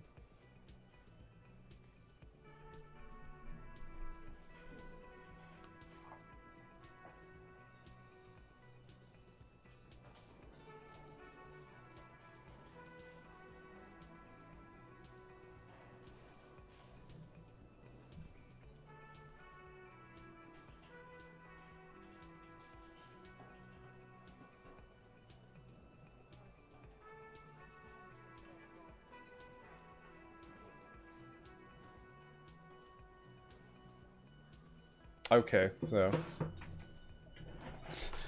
I never said that. Stop. You can't just make fake quotes, my man. Alright, let's go read some books. Or better yet, actually, we have some stuff we can interact. Actually, you know what? There's some stuff we haven't interacted with.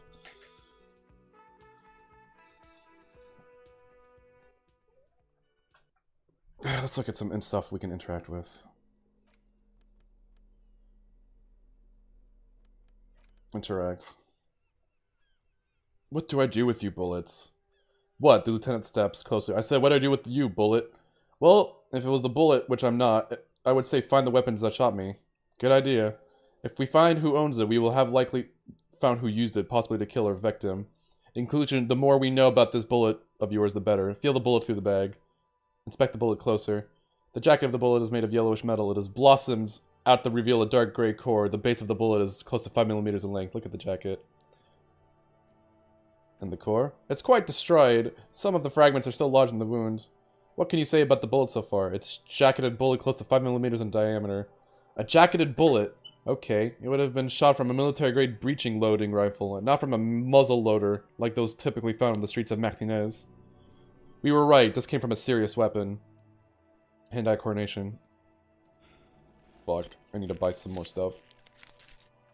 Well, has nothing more to say. We never looked at our ledger, did we? Where's our ledger? Interact. Anything else? There's a piece of toilet paper, or is it cleaning tissue? No, it's toilet paper, desperately sticking to the back of the blue plastic clipboard. Inspect the clip. An aluminum block runs the width of the board. Blah, blah, blah. Run your fingers across it. The surface is encrusted by a silver sticker. It's rectangular, sparkling with iridescence. You don't know how you didn't notice it before. Looks like an official mark, made to be low visibility outside of the right circumstances. Hey, Lieutenant, what is this? What? He's lost in his own notes. It takes a moment for him to see it. That thing? It's a halogen watermark. We use it for adding information to RCM property. Interesting. What kind of information? It depends. Aside from an anti-counterfeiting stamp, mine has my station number and address. The information varies by date of issue. Maybe yours will have how many cases you've solved. How can I read it? Any capable light with the right wavelength will do it. Like, for example, all RCM vehicles have headlight designs to reveal halogen watermarks. Mine too. Oh, sick. Okay. Browse the white papers. They're not exactly white. They're yellowed in patches by sunlight and alcohol, and covered in dense blue handwriting ink escapes into water color patterns, reaching its tendrils across entire pages. The paper itself is checkered with faint red lines forming short paragraphs. What is in there? What are they? Work, strife, poverty, the Jamrock Quarter. These are handwritten logs of investigations dating back to January 51 this year. The exact number is hard to estimate due to the missing pages and an old naming convention, but there are at least 20, maybe 30 cases undertaken, not completely, mind you. Is 2 cases a week a good caseload, Lieutenant? Huh? 2 complex cases to undertake is a lot of work. Yes, you really have to push yourself. I would not suggest it lest you might start making mistakes. 2 cases a week appears to have been my load, Lieutenant. I'm not sure I completed them though. 2. That's a lot. I didn't mean to say you're making mistakes. By the way, that was presumptuous of me. A nice brisk pace, the way I like it. I prefer a normal caseload. He turns back to his own case file. It's a matter of methods. Not you. You are an internal machine. There was a mention of a naming convention here? Yes, it appears you employ a, shall we say, robust yet literary system. Each investigation has its own case number written on the margins, yet still more tellingly, most are accompanied by a name. A title, one might say even, one that draws inspiration. Oh, and they're written in capital letters, too. Yes, all caps. One is titled The Next World Mural, The Square Bullet Hole Murders, another yet, The Unsolvable Case, more. The guy's on a couch in an unexpected location, and the murder at the hookah parlor. I wonder what that... Oh, wait, hookah. I think that's the smoking thing. I think. You like this grimy murdering, don't you? Wish there was one there about a drug den. You love those. Gets the blood pumping. No, don't. You're a human measuring instrument. Almost entirely intellectual. Okay, my cases appear to employ some kind of naming convention. You mean the alphanumeric officer precinct time? No, I mean a non-numeric one with titles. Oh, you mean the titular? Yes, well, so do I. In our defense, almost everyone in the RCM does. Why is that? It's holdover from the early days of the RCM. Right after the revolution, when the organization had little idea how to do things, it persists in an unofficial capacity. Officers use these titles to refer to their work among themselves. I seem to have named a case the Square Bullet Hole Murders. Again, in your defense, I seem to have named one. He peeks into his notes. The man with the hole in his head. That was a real problem. His death was real. Still, I named it to amuse myself. I pray his loved ones never find out. I mean, yeah. What happened to him? Rail spike through the head. He died. It was a workplace accident. Count the pages. There is for precisely one more. 15 pages near the end remain untouched by the damage. Commit to paper using the pen Lena gave you. The tasks you've completed flow out of the kind green ape pen in a brash freehand similar to the rest of the letters. The wording comes easily. It's almost robotically simple, a language developed from mental rigor and simplicity. Inspect victim's body. Get the body down. It's not exactly poetry, but poetry would be out of the place. Cross out the ones you've already finished. Oh, I didn't even need to heal. And a fuck you too! The last one cuts a slash right through the paper. Things to be done and things already done, the composition of reality. This is an extremely useful tool for a detective of the Citizens Militia. Not all that remains is the name. Lieutenant, have you by any chance named our case? No, actually, any ideas? The furries, the setting sun, shit on a stick. I like that one. Ha, yes, I have to tell you, officer, I don't appreciate ironic titles. Other officers will have to use this as a reference. If it's idiot or cockfinger. They're not going to get it. They're going to think an idiot and a cockfinger were on this case. So do you have something less funny? The Furies are at home in the mirror. Furies, yes. Well, I don't know. I have to be honest. I'm not experiencing the eternal strife that refers to. And also, he furrows his brow. Could we make it a less poetic somehow? Just a normal case name, you know. A good normal name. The Hangman. Great, that's great. That's actually what I was thinking too. The Hangman. Good strong name. We have a very good name for the case now. And we got more level. We got more experience. Sick. I'm done expecting these. Can I read the case files now? Wait. HDB41. Weren't those officer precincts? Yes. And your precinct is number NHDB? Harry. That's Harry Dubois. Every last. It says to say are your initials. Harry Dubois, HDB. I could revisit this. That's a lot to read. Smell the ledger. Ooh. You know, like the bits you put into public piss bowls. Probably called firmly discreet. I don't need anyone's help. Alright, let's... We have 30 minutes in-game before we can talk to someone. Let's go inspect our ledgers here. How do I turn on the headlights? Press engine.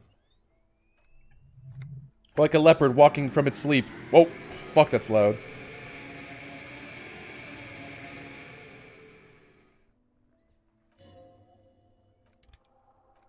Read the watermarks.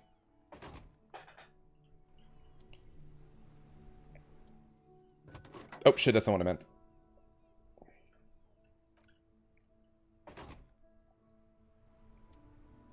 Alright, stand in here. And interact.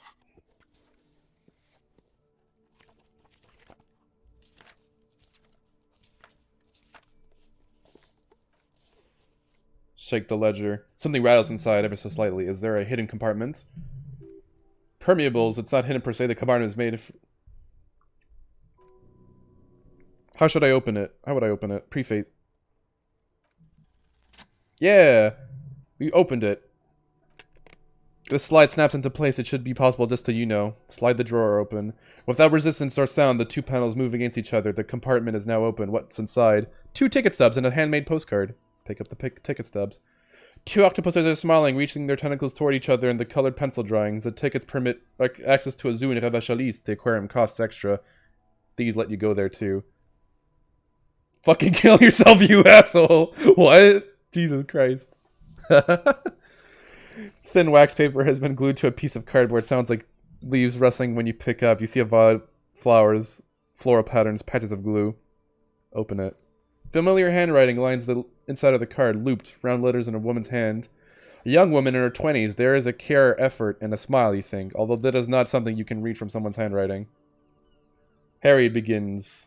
You're already reading. I want to write you a letter so you can read it when you wake up. Maybe it will make you happy. Throw it away, please. But it will make me happy. A merciful wind blows in from the bay of Revachol, dusting the ground at your feet and raising newspapers far away. You feel the cart slipping into it. Let go! What was that? Frisson covers your entire body, a feeling of cold, a persistent chill. Hold on to it. Oh god. Oh god, I'm scared. I only have one thing. I'm gonna throw it away. Fuck it. No! Don't throw it away, the baggie. There's a dust in the drug bag. It's not good, but at least it's some kind of way to be together. Oh god. Oh god, this is bad. Every step I take, it grows. By the time I reach the fuel station, it has filled me entirely. I step on the light rail and look back. Spark falls from the... I know it will be like this until the late afternoon when I get off the 42 and walk back. Keep reading. Yes, you. Every step I take will get lighter. It almost makes me run. Sometimes I do. I can't believe I met you. I can't believe this happiness I feel with you. You have a vast, vast soul, and I will always, always come back to it. Keep reading. Kisses, kisses, kisses. You feel the air sucked. Oh, Jesus Christ. What happened? You feel the ledger slip from your hand. No. No. Hold on. Hold on. To what? There's nothing. Detective, you just had a fucking fall sideways. Did I die?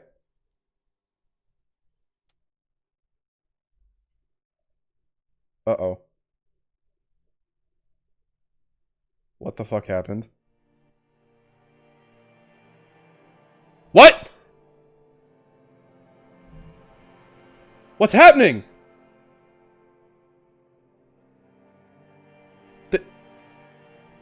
What? Huh? What? There is nothing. Again. What the fuck is happening? Nothing said, brother. No treachery, just blackout. I'm very confused with just what happened. Just lie there, passed out. Well, almost nothing. There is the ground below you. That's still there. And the small light that's on, fluttering somewhere in the basal ganglia. That's me. Blue eyes. That's me. Who was what? He speaks of the sickening longing, the unwell emotion. Even in the darkness, he's grasping for it, still trying to hold on to the great sorrow slipping in the water. Slimy. Yeah, that's... No, I was cool. I'm cool. The cool when you're dead, brother. Here in the paleo-mammalian cortex, we call it the shadow. Because it's always there. Okay, the game's not over. I thought I hit a game over state for a second.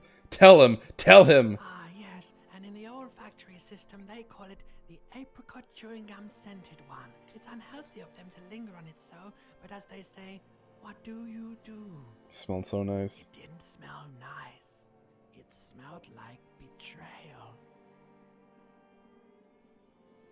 What was it? Was that the X something? The Floated corpse of the past resurfacing. Yeah, no, it was beautiful. Beautiful. Believe me, stupid ape, its lack of beauty was not the problem. Where's the Voyager Road? There is no Voyager Road. There are no roads, no houses, no lights in the windows. It's all on pause. So my name appears to be Harry. Your name is fuck all. It certainly ain't Harry. Then what is it? Your name is passed out on the ground, dragged around by one of the other evil apes. They're taking you somewhere. Enough, just lie there motionless. I think they would let you until you disintegrate into biomolecules. No. Someone is breathing on your face now, inspecting your pupils, stupid idiot. What is that? It's cold. Yes, they're pouring something on you, something in you, and It's delicious! Glowing lights on a dashboard emerge. Oh, I think I'm regaining consciousness. Where am I? In the upholstered cabin of Lieutenant Kitsuragi's motor carriage, seated in the driver's basket, the air is thick and leatherworks and heavy fuel. Cold runner runs down your chin. Drink water. Drink. Thank you for the health. Drink. You haven't drunk water in 2 days. Did you know the human body is not made to survive on alcohol alone? You need a secondary form of hydration. Actually, beer and cider have loads of water in them. Actually, you know, in the Franco-Nigerian centuries, the quality of water was so bad it was sometimes more hygienic to drink beer. But these are not the Franco-Nigerian centuries. We are in the present. It is safe to sometimes drink water here. You drink. With greedy gulps, you down half a liter of cold water. Some of it spills out on the driver's seats. The lieutenant pays no heed to it. What happened? I came in contact with the burnout ruins of the past, Lieutenant. That does sometimes happen. He hands you the remains of your ledger. He replies with such understanding that it's as if the burnt-out ruins of the past were on an occupational hazard, athlete's foot for cops. You drop this. Are you okay? Let's solve this case. We have 3 minutes to kill. Good. The Ledger of Failure and Hatred is a special item that can be used both as an interactable and a tool equipped in your hand for skill bonuses. Fight under the tool set. What the fuck? This is new. The Ledger of Failure and Hatred. So it's +1 Inland Empire, +1 Empathy, -2 Authority. Good to know. Good to know. Can I raise the volume? Sure. Actually, it's lower than usual. There we go.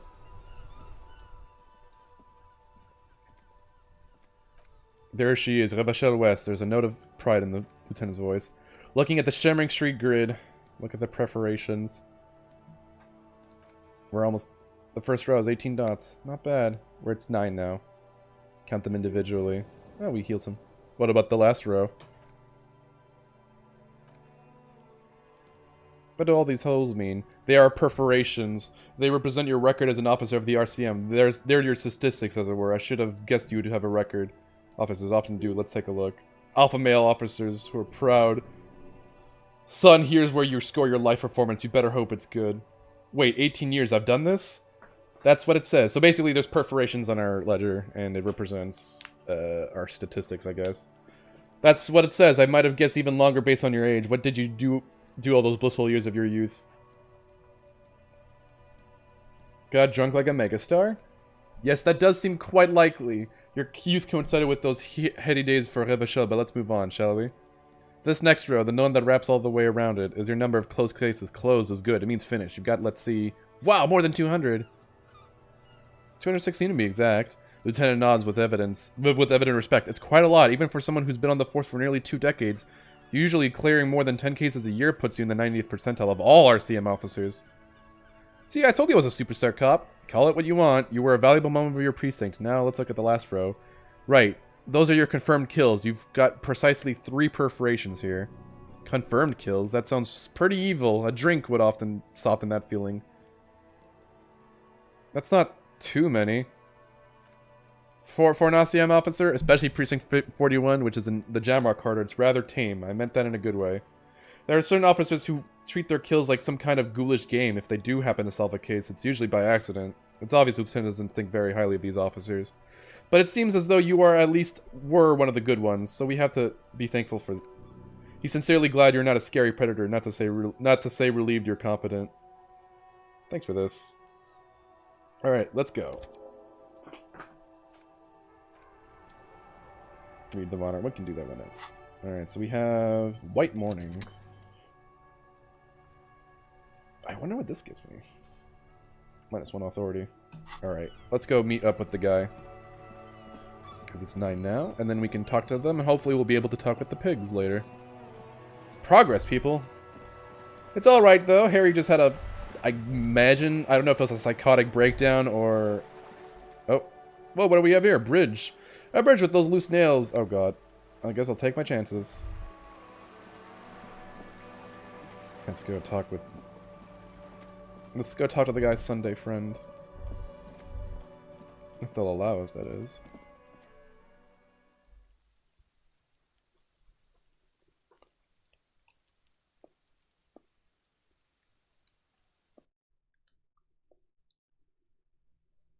Don't crash game, please. Thank you.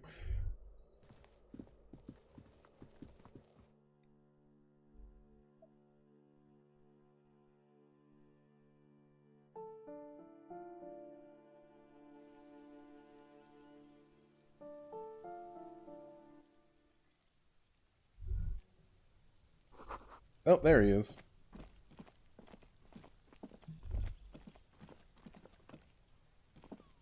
Gendarmerie, you found me. His slender figure is backlit by the city lights, his distant streets and motorways flashing like diamonds. And his shirt is still unbuttoned. Yes, the cleaning lady let us in. Beautiful. So tell me, are you here to make things right again? I'm not just going to make things right, I'm going to make them spectacular. Beautiful. He says again, a nearby street lamp casts shadow on his chin, drawing out the slender cheekbones. I have some good news for you. My Sunday friend is visiting me tonight. I told him about you, and he'd like to say hello.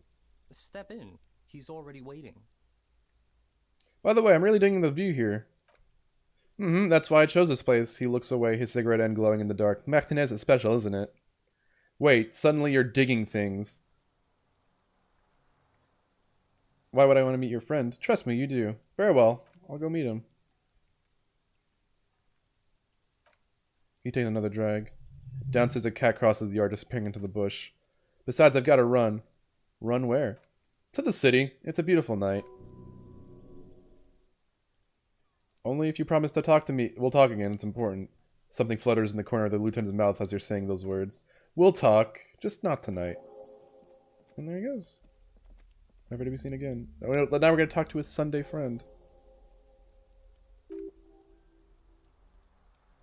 There's something so different about him that I just can't put my finger on. Different, of course. His shirt. Why is his shirt always unbuttoned? His shirt. The lieutenant squints his eyes, trying to hold back laughter. His shirt. His shirt. His shirt. No, I don't know why his shirt is always unbuttoned. His mouth tightens as though trying to hold something back. Come on, detective. Let's go. Alright, let's put another point of perception. Yeah, I wonder why. I wonder who his Sunday friend is.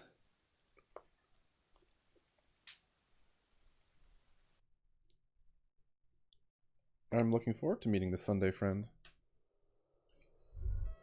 Oh, something's under there. Is it drugs? No, it's a Sumerian canonical hat. Or conical hat. But what's over here? Ha! Oh, a party dragon silk robe. Oh, lordy.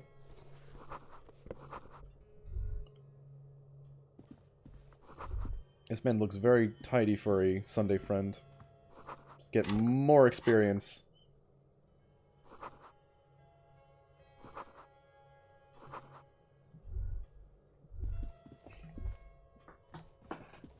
Officers of the Revachol Citizens Militia. You shouldn't be seeing him in an intimate setting. For some reason, he feels this man is your superior. Superior, but he's not in the command chain. My name is Charles Villedron. I am an official with the coalition government. I work for the Institute of Price Stability on assignment from Sir Leclerc. I heard you talking to my friend outside. Very good. Super. I'm here to assist you in any way possible. Ask me about the hanging. Hanging? What a drag. He seems like a cultured gentleman. You should ask him about the finer things. Before we get to that, tell me where we got this beautiful silk robe from. Oh, we got it from an atelier in the East Delta Commerce Center. Personally, I think it's a little culturally insensitive, but the material is great. Sadly, the shop is now out of business. That's really all I can tell you about it. He forms a little rooftop with his fingers. Cold air sweeps in from the balcony. The lieutenant takes out his notebook and nods for you to proceed. You actually witnessed the lynching. I'm sorry to say I did, officer. The man gives a solemn nod. He didn't see the hanging. He saw the little show staged by the Hardys. Let him talk. He may know more than even he knows. Start from the beginning, if you don't mind. Officer, it's very difficult to describe what I saw that night. It was so surreal to me, like in a play. Lieutenant is already scribbling down notes. What do you mean, like in a play? It was just so strange. I could barely comprehend what was happening. I was on the balcony when it happened, getting some fresh air. I remember that first they came in carrying what looked like a body, and then I saw all the surrounding windows go dead one by one. That's when I first understood I should not be seeing this. The lieutenant nods to you. That lines up with previous testimony. Does it? Well done, detective. Thank you, sir. I think we've got the picture. Anything else stand out? Only that there were about 8 or 10. I couldn't make out anything. It was so dark, and it was quiet, he says, smoothing his hair. Quietest lynching I ever heard of, let alone heard. But I suspect you already knew that. I can't say I'm surprised. Your fine reputation of the men and women serving in the RCM is well deserved. What's an official like you doing in Martinez? The coalition is only looking out for the price stabilité. I don't know why he put the Z like that. He raises an index finger. Inflation is a killer, like heart disease blocking the normal circulation of the economy. It must be controlled. The economy impacts the entire international community, which is why it requires international oversight. Okay, but what are you doing here in this apartment? Oh, well, I'm renovating it. It is an interesting project. The building used to be a 12-story skyscraper before the cannons took the top 4 stories off. This, of course, happened when the coalition forces landed here. He smiles. You could say I'm undoing some of the material damage the international community caused when we arrived here. So you're some kind of bureaucrat? Yes, as I said before, I'm a commissioner from Sur la Clef working for the Institut of Price Stabilité. This is one of the main projects of the Moral Intern. What is this international community? La Communauté Internationale is what Revacholians colloquial called the coalition. In other words, the nations that stopped the disaster of the revolution. I've heard about this Moral Intern before, but I want to know more. It's the international organization for moralists, hence Moralist International. Oh, so we're actually working for the Moral Intern. That doesn't seem so bad. There are more nefarious powers to work for than the Moral Intern. Turn back to the Sunday friend. Are you a moralist? But of course. Am I a moralist? Well, do you value freedom? Do you believe in normal, stable world governed by democratic values? Lieutenant, are you a moralist? Me? I'm a lieutenant of the RCM dedicated to maintaining law and order in Revachol. Dodging that question. A very moralist answer. But what is a moral, normal, stable world? The Occident is a part of the normal world. Orange, Sur la Clef. Martinez doesn't seem very normal or stable to me. Martinez? No, Martinez is something else. What about the rest of Revachol? Is it a part of the normal world? Revachol is generally difficult. It's led by the interim government, which means it hasn't yet achieved full democracy. But they are working towards it. You're all doing very well here, relatively speaking. He gives you an approving nod. Must be governed by Revacholians. Moralism is the ideology of foreign occupiers. Revachol must be governed by Revacholians. Democracy is meaningless sham as long as the working class is in the boot. Let's go with this one. Moralism is the ideology of foreign occupiers. Revachol must be governed by Revacholians. Lieutenant clears his throat. Of course, the detective's personal views do not represent the views of the RCM. Your full autonomy is important, I agree, but it's an ongoing process. Nothing happens overnight. Now, enough of this delightful political interlude. Was there anything else you wanted to know? Tell me about Orange. Orange is an exemplary nation who, as a core member of IPIS, contribute 28% of our annual budget. That's quite a bit. Next to Sur la Clef, Orange is probably the most prominent member of the international community. Okay, but outside of Ipis, what is Orange? Orange's economy is one of the most advanced in the world. It has successfully transitioned from heavy industry to advanced services, and generally acts as an engine for sustainable change in the international community. But that didn't tell you anything about Orange. Can't you just talk like a normal person? About what? About Orange. Tell me what it's like there. Oh, it's very urban and very well organized. Their streets are clean, their horse cars are run on time, the people are polite and efficient. Like I said, they're an example of less emerged, for less emerged nations to follow. Enough business. Let's talk about something else. What if I told you there's a fugitive from the moral turn in Martinez? A fugitive? Well, I would say that is very bad indeed, not super. What sort of fugitive are we talking about? Pretty serious, like a corporate espionage type. We're just gonna sell her out. That is extremely serious. Corporate espionage may technically be legal in Revachel, but elsewhere it's a very high-level offense. It violates a number of international agreements, in particular the First La Charte Accord. Those fugitives must be turned over to the ICP immediately. Have you apprehended them already? A moment, if you don't mind, sir. You do realize what you're doing, don't you? He's sotto voce to you. Of course, you're turning over a dangerous lawbreaker! Yeah, I'm turning over a dangerous fugitive. The lieutenant looks you straight in the eye, trying to gauge your seriousness. I won't tell you how to do your job, but remember, this is an RCM matter. Make sure you weigh your next words carefully. What do you, let's not snitch on her. Fuck it. Lie. What do you mean, as a hypothetical? I don't mean to imply anything, officer, but there's no chance you're harboring a fugitive, is there? Oh, fuck. I fucked myself. Let's try lying. Oh, fuck, come. Kuno, he's his yes! Pin it on Kuno! He's your guy. A what? A child? He seems confused at first, then disappointed. What proof do you have that this child is involved in this corporate espionage? He's a ginger. What else do you need to know? What do you mean by that, officer?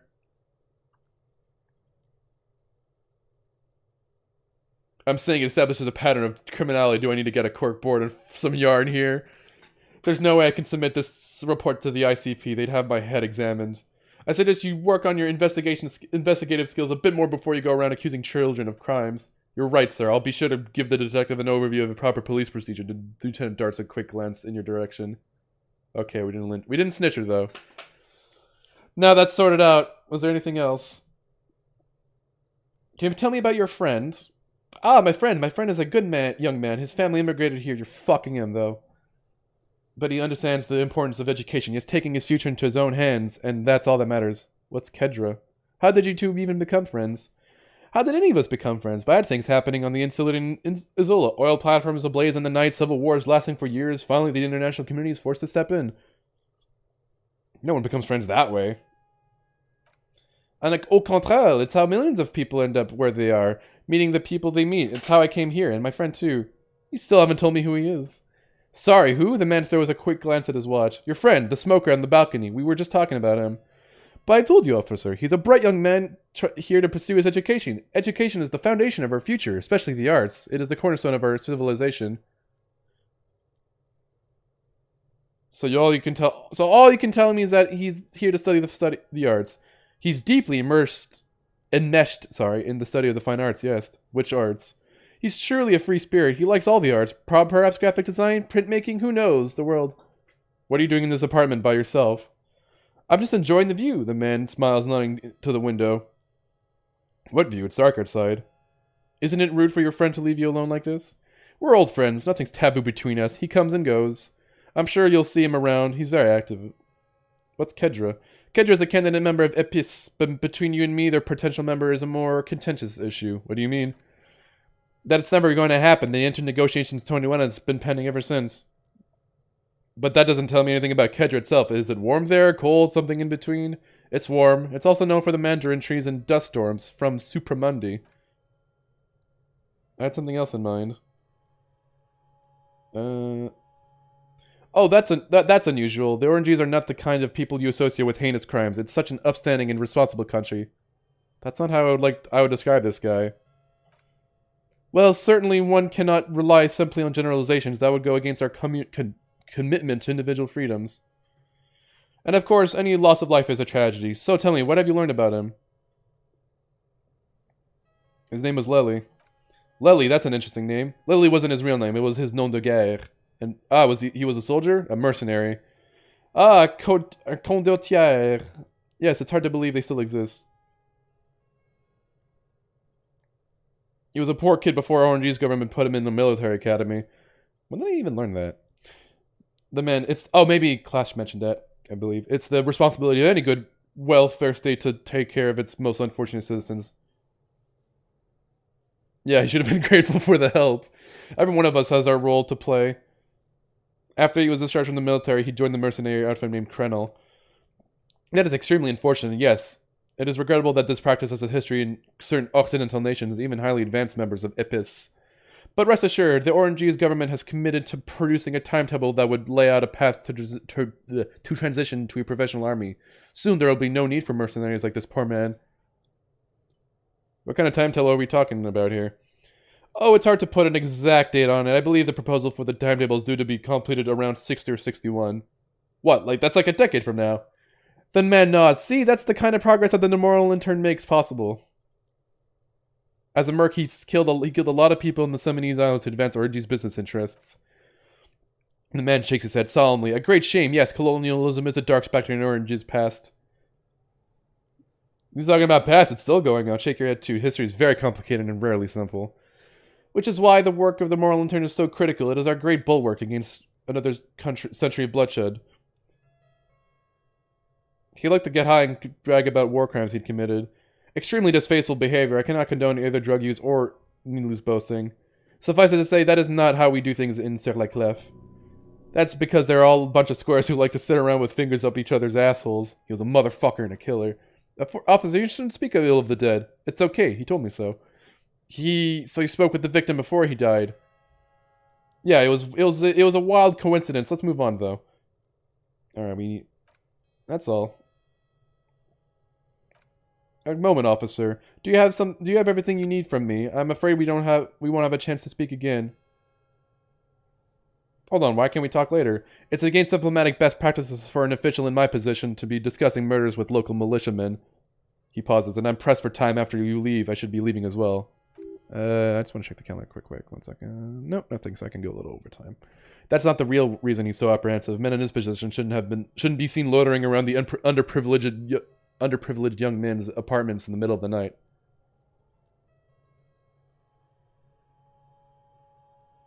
Thanks for your heads up, but my work here is done. Of course, I'm glad I could help. Not much to look at. Alright, let's go find the pigs now. When we commit war crimes, we don't say we did war crimes. What are you talking about? That never happened. Uh-oh, is my browser killing itself? Okay, now we go. This guy seems like he grows in the dark. No, he's far too boring for that. Alright, let's save game.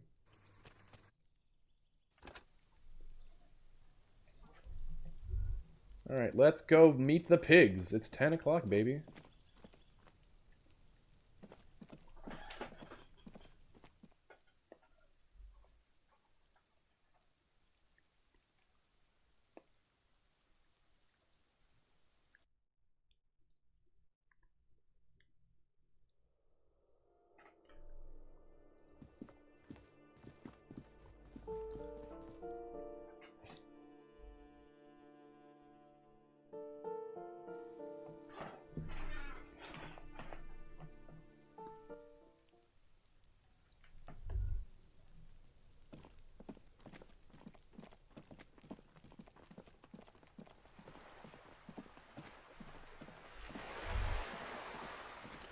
Let's go meet the pigs. I've never actually completed this quest, so this will be fun.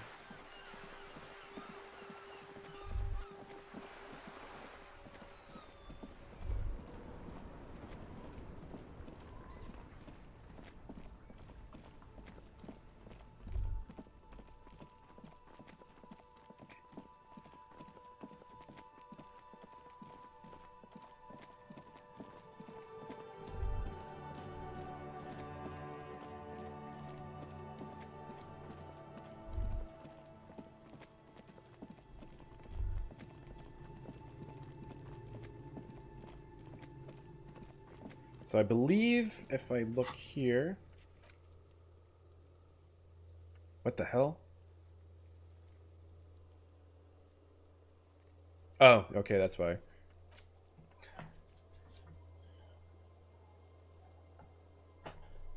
Okay, so...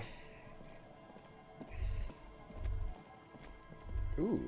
I like perception, because now we can get some magnesium. Doyes. Oh. Yeah, high perception means you can get shit. Come on, can I just fucking... Oh, we have to go around, apparently. Or not? Okay, thanks, game. Can you, like... not be a shit right now? Thank you. What? Primer for small kids. I don't like the sound of that. Alright.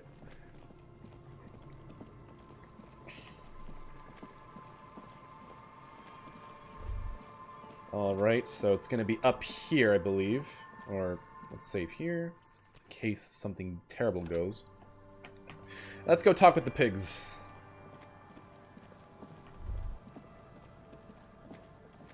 She should be around here. There she... Oh, she's having fun. Oh. Put your hands where I can see them. Wow, her audio sounds terrible. Show me your hands. This is the pigs. Show me your hands. Right now! Show me your hands right now! Wow, I was complaining about the audio quality for some of the lines. This is the worst one yet.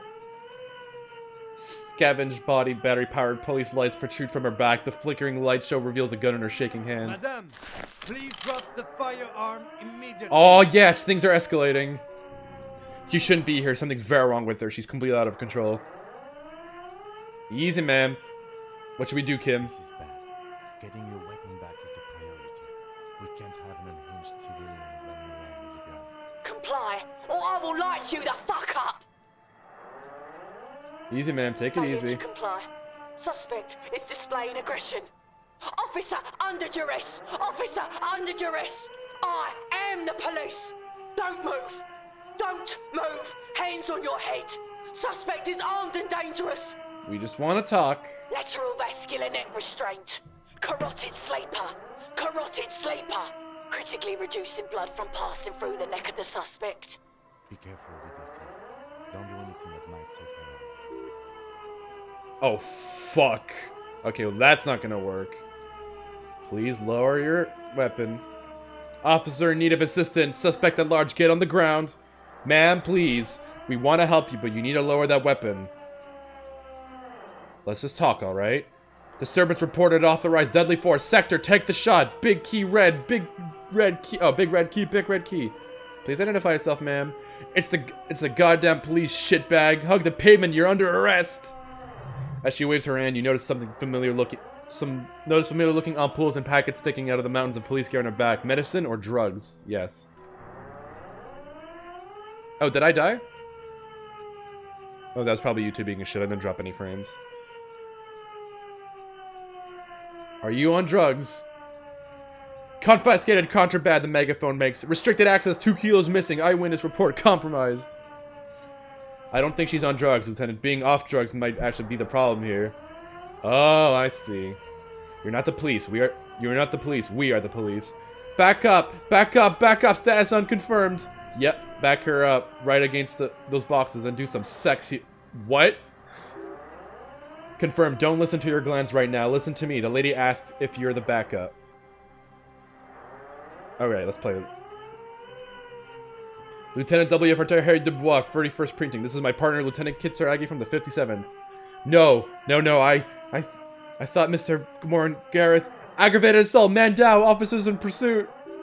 There's a scenario unfolding in her head right now. It has nothing to do with what's happening here. What's the situation? The lieutenant hesitates, addressing the woman officer. Law enforcement compromised. She screams in the megaphone. Red and blue lights illuminating. Oh, maybe it's... Okay, maybe the audio is like that because of the megaphone. That makes sense. Although she's not holding it, but whatever. Does she not believe you are two actually police officers? We really are cops. Look. My badge. Take over your badge and show it to her. License and registration. License and registration. Come in dispatch. Sector. Sector azimuth. It's not a code. Just disjointed words. Shit. She's losing it. One twitch and there will be blood. Fuck. I need to roll this. fuck. She's frantic, confused, teetering under all gear. There's an opening if you just move fast enough. If not, the lieutenant's got her on his sights. Host almighty, don't count on that. You saw the binocular, can't shoot for shit.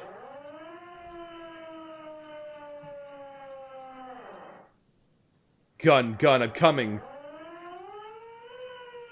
Suicide by cop, split-second decision. Eat let's scumbag. God, I almost blew her. The lieutenant explains loudly and uses his offhand to wipe his forehead. I almost blew her head off. What is this? This isn't police issue. Police weapons and bullets. This isn't real. Okay, the gun did not have bullets. Police guns always have bullets. What is this? Why did you sell me this? Grab the gun right now. Pick up your gun. No one ever cares anymore. Why would they cheat me like this? Poor woman. We need to figure out what to do with her now. Nobody's ever around. The old woman mumbles, staring blank at the boardwalk. Nobody ever comes to visit me. What do you think? What do you think is happening to her? She's in stupor, the lieutenant. I've seen this before. God knows for how long. Could be days when they get like this. But why was she like this in the first place? Honestly, I don't know. Dementia, probably? He lowers his voice. Dementia in Channel 8 and loneliness. You're right. Loneliness. Looks like a bad case. He gives the woman a compassionate look. But the question is, what do you do with her right now? So we just arrest her? I don't think there's any need for that. In her current state and without the gun, she isn't really a threat to anyone. We could let Titus know. This is a perfect problem for the local peacekeepers to handle. They might even know her family. I don't want to endorse the Hardy Boys' inflated sense of self-worth. They're not cops. We are.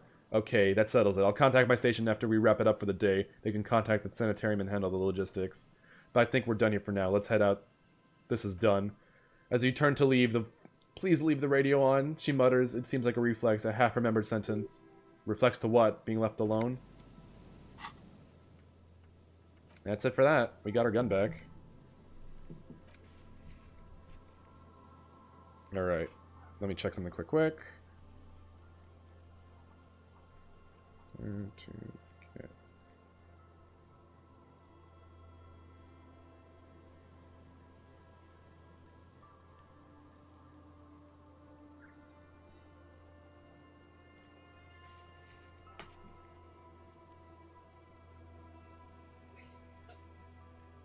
Alright, how do you get bullets here? So I actually never have to get bullets.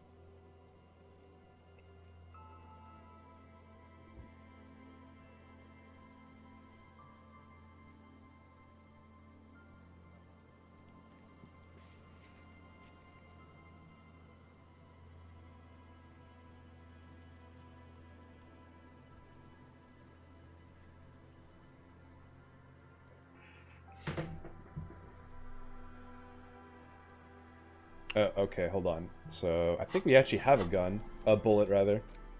Do I though? Oh, bullets. You've got one bullet. We have one bullet, guys.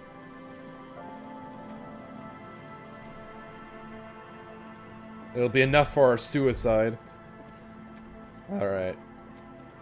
You know what? I think we can start... Let's go here. Let me save here. We're actually approaching the endgame very, very quickly. Let's pass this ship as check. Yeah. She could be anywhere. How do we... What was I even attempting to do here? Trying to talk to the wind, the city? Whatever you find, what happened, and not. And now you're just standing there in the dusk hour with your hands fallen to your side. She could be anywhere. How do we find her? How do we? I was really hoping she'd be in the village.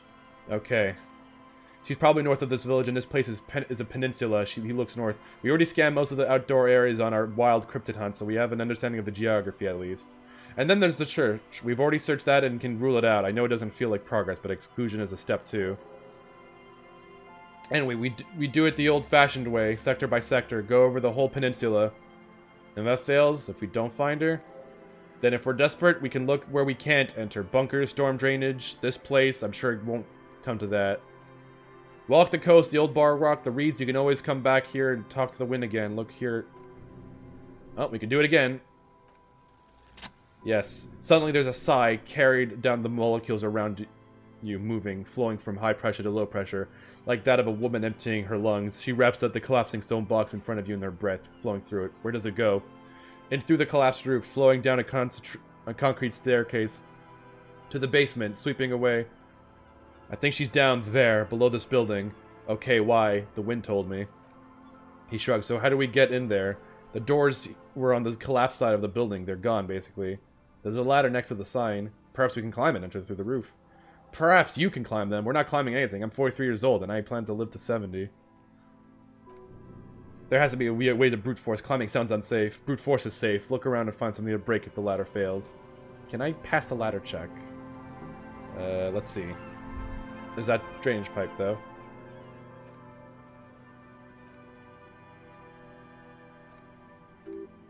What if you were to reconceptualize climbing the ladder? What if I just teleport? Where's your adventure? The lieutenant stares at you, stone-faced. Teleportation is not a thing. It is a thing. You just need a bit of concentration. It won't hurt to try. Oh yes, it could hurt a lot. Challenging. I can't pass that. But there's another check we can do, which I probably will be able to pass. Also, we already have max there. What's my Inland Empire at? 3? Let's try... Well, let's put a point in Inland Empire. Why not?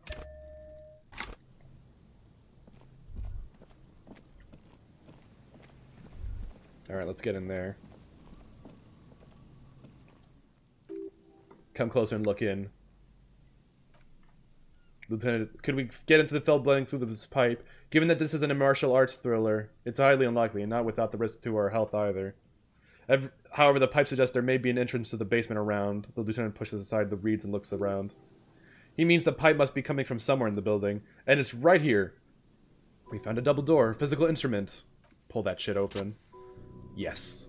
The metal doors are heavy and the flaking rust hurts your palms, but together with the lieutenant, you manage to slide them open just enough to squeeze in.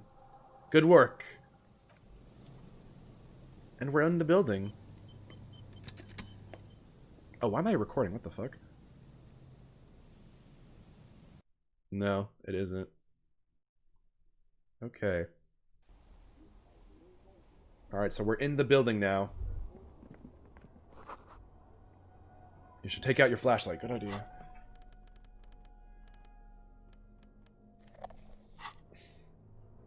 Actually, I know exactly where I'm going to end the stream, because we're about to reach a point of no return. Not in this building, but soon after the events of what happens here, we're going to reach a point of no return. Let's take that.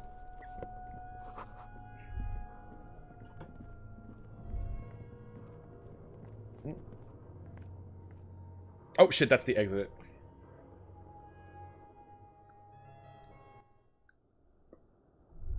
Alright, let's go back down. Oh, wait, there's something over here, though. It's a postcard we can sell. Worst case.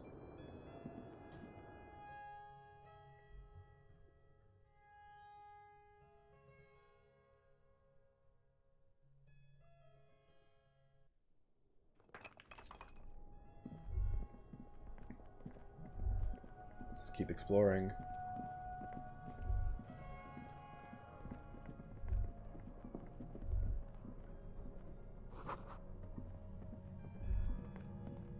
So we go.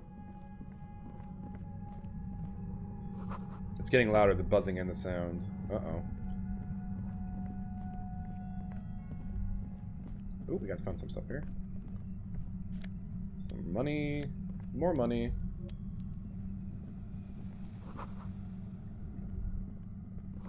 It feels strange.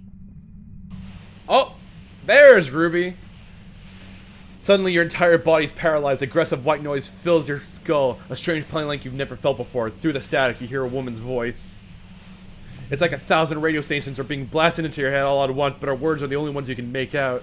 I know you're feeling pretty uncomfortable right now. Don't move too much or fight it. That'll just make it worse. Says the shadowy figure by the machine. Can't say it's a pleasure, officer. I was really hoping not to make your acquaintance. But here we are. As she says the word, officer, you feel a spike in the agony. It sounds like the entire radio frequency range is coming directly into your neural pathways. Cover your ears. No, buddy, that's not going to help. You can't shield yourself from this. It's an entirely new type of experience. Way worse than all the previous ones. Take out all the good parts of pyroholidin, leave all the bad parts, and make a brain bomb at a constant state of exploding. That's this. What's gonna happen to I'm me? using a pale latitude compressor. You and your partner have been caught in its field. I saw your equation. It's the Ulan. It's the Ulan frequency. Saw my equations? You've been sniffing through my lorry, right? I expected as much. Though I am a bit surprised you knew what you were looking at. Is that noise wave for semblance? No, we're being blasted by something. And The pale latitude compressor is used to sort of make the pale more manageable. With a lot of these, you can force a radio signal grid on the pale. Literally crunch the distance across it. Signals are relayed across a series of repeater stations fixed to buoys. Not a fun job manning those stations. All alone out there in the pale. People lose their minds in just a few years. So, what we are experiencing is a concentration of radio waves. Precisely. This is an industrial strength paraboloid. It's meant for forcing dimensions on something that doesn't have them. Needless to say, the frequencies used are out of this world. At the upper limit is the large prime number generator station. It's used specifically for pale latitude compression. That's why you might be hearing some numbers. But you might also hear, or think you're hearing, local radio chatter. she likes telling you about the machine. Keep her talking. Look for an opportunity to break loose. What is this goddamn pale anyway? Pale? It's the end of the world. Okay, thank you for that. How did you get your hands on this thing? I built it myself. That's illegal. I'm guessing it's patented. But we are beyond that, aren't we? We are. Oh yeah, way beyond.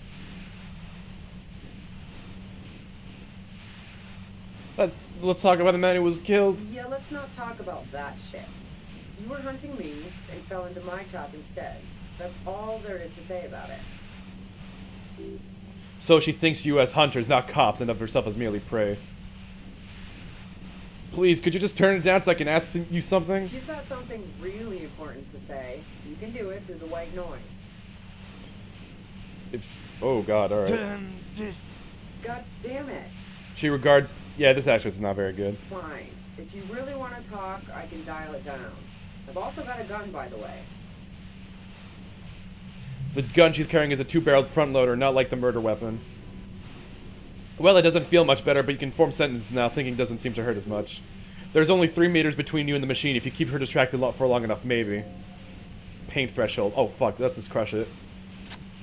Eat shit.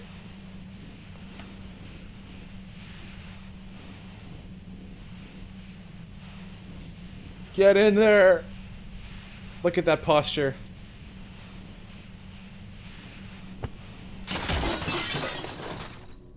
Eat shit. You okay, Kim? All good, officer. Be careful. She looks at the machine, assessing the damage. Her hand trembles. Oh, she's gonna do it!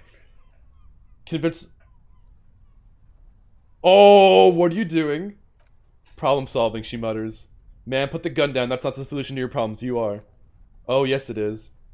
Do I convince her to not shoot herself? Or just go ahead and do it? Do it! Do it, you fucking coward!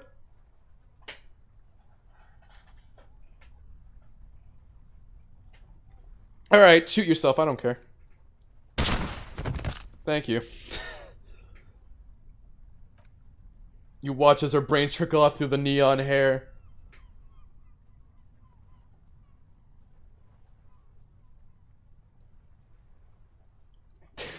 I mean, it's her fault. Oh, God. Fuck.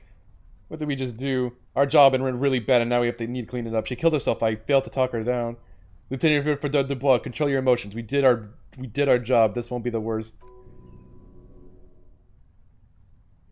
Okay. What do we do now?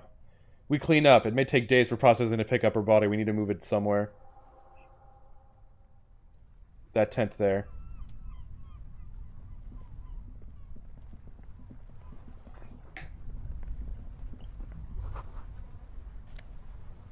Ooh, more health.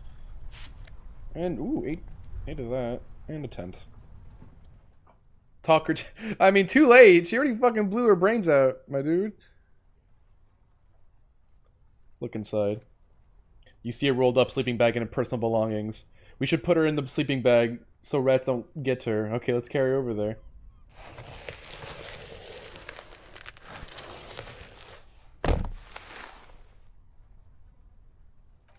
There she lies, cocooned in the sleeping bag, surrounded by empty cigarettes, books, and half-read magazines. Magazines, she should look through them.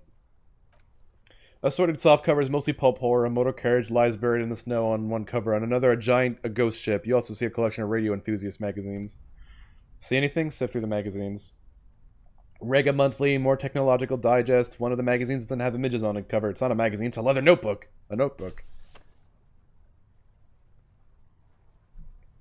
You pocket the worn brown leather journal.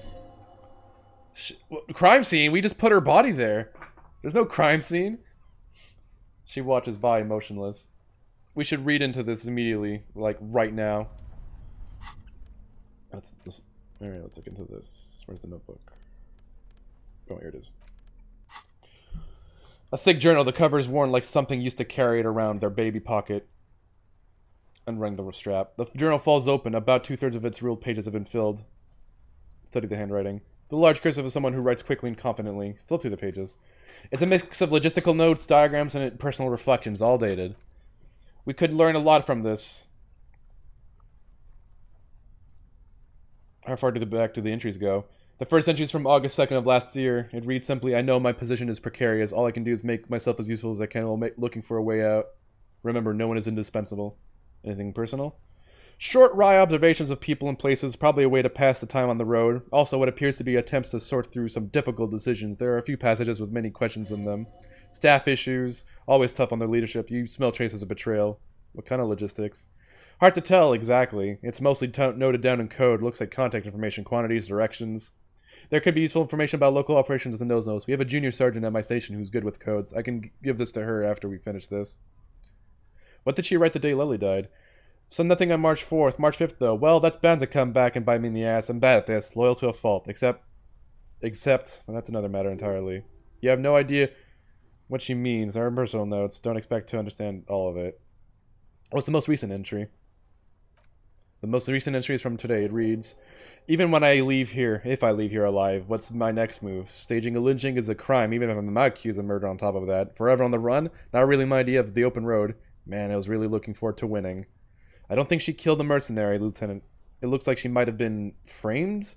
Too bad we didn't really get to hear her side of the story, because she fucking killed herself. This whole thing was a detour, and a fatal one, he thinks. So she died for nothing. She was in plenty of trouble even without the murder charge. He looked still. It's a nasty business. Then who do you think killed the merc? Could have been Titus, then again. I don't know. Either way, we need to keep an eye on him. Somewhere along the way, we might have been fed a lie or two. One thing is for certain, we have business back in the whirling rags. Questions to ask, we should get to it. Why didn't I talk her down? I just want to see what happened when she just killed herself, and that's that. Now she's dead. Alright. That'll be it for tonight, because we're about to reach a point of no return. But I'm going to leave that for tomorrow, which I'm scheduled sometime after the draw, which is... It's going to be at 2 p.m. So if you're interested, tune in then. So yeah, thank you for tuning in, guys. I'll be live tomorrow, 2 p.m. for the point of no return, as we are quickly approaching the end of this game. So yeah, thank you all for tuning in, and I hope you guys have a wonderful day. Take care.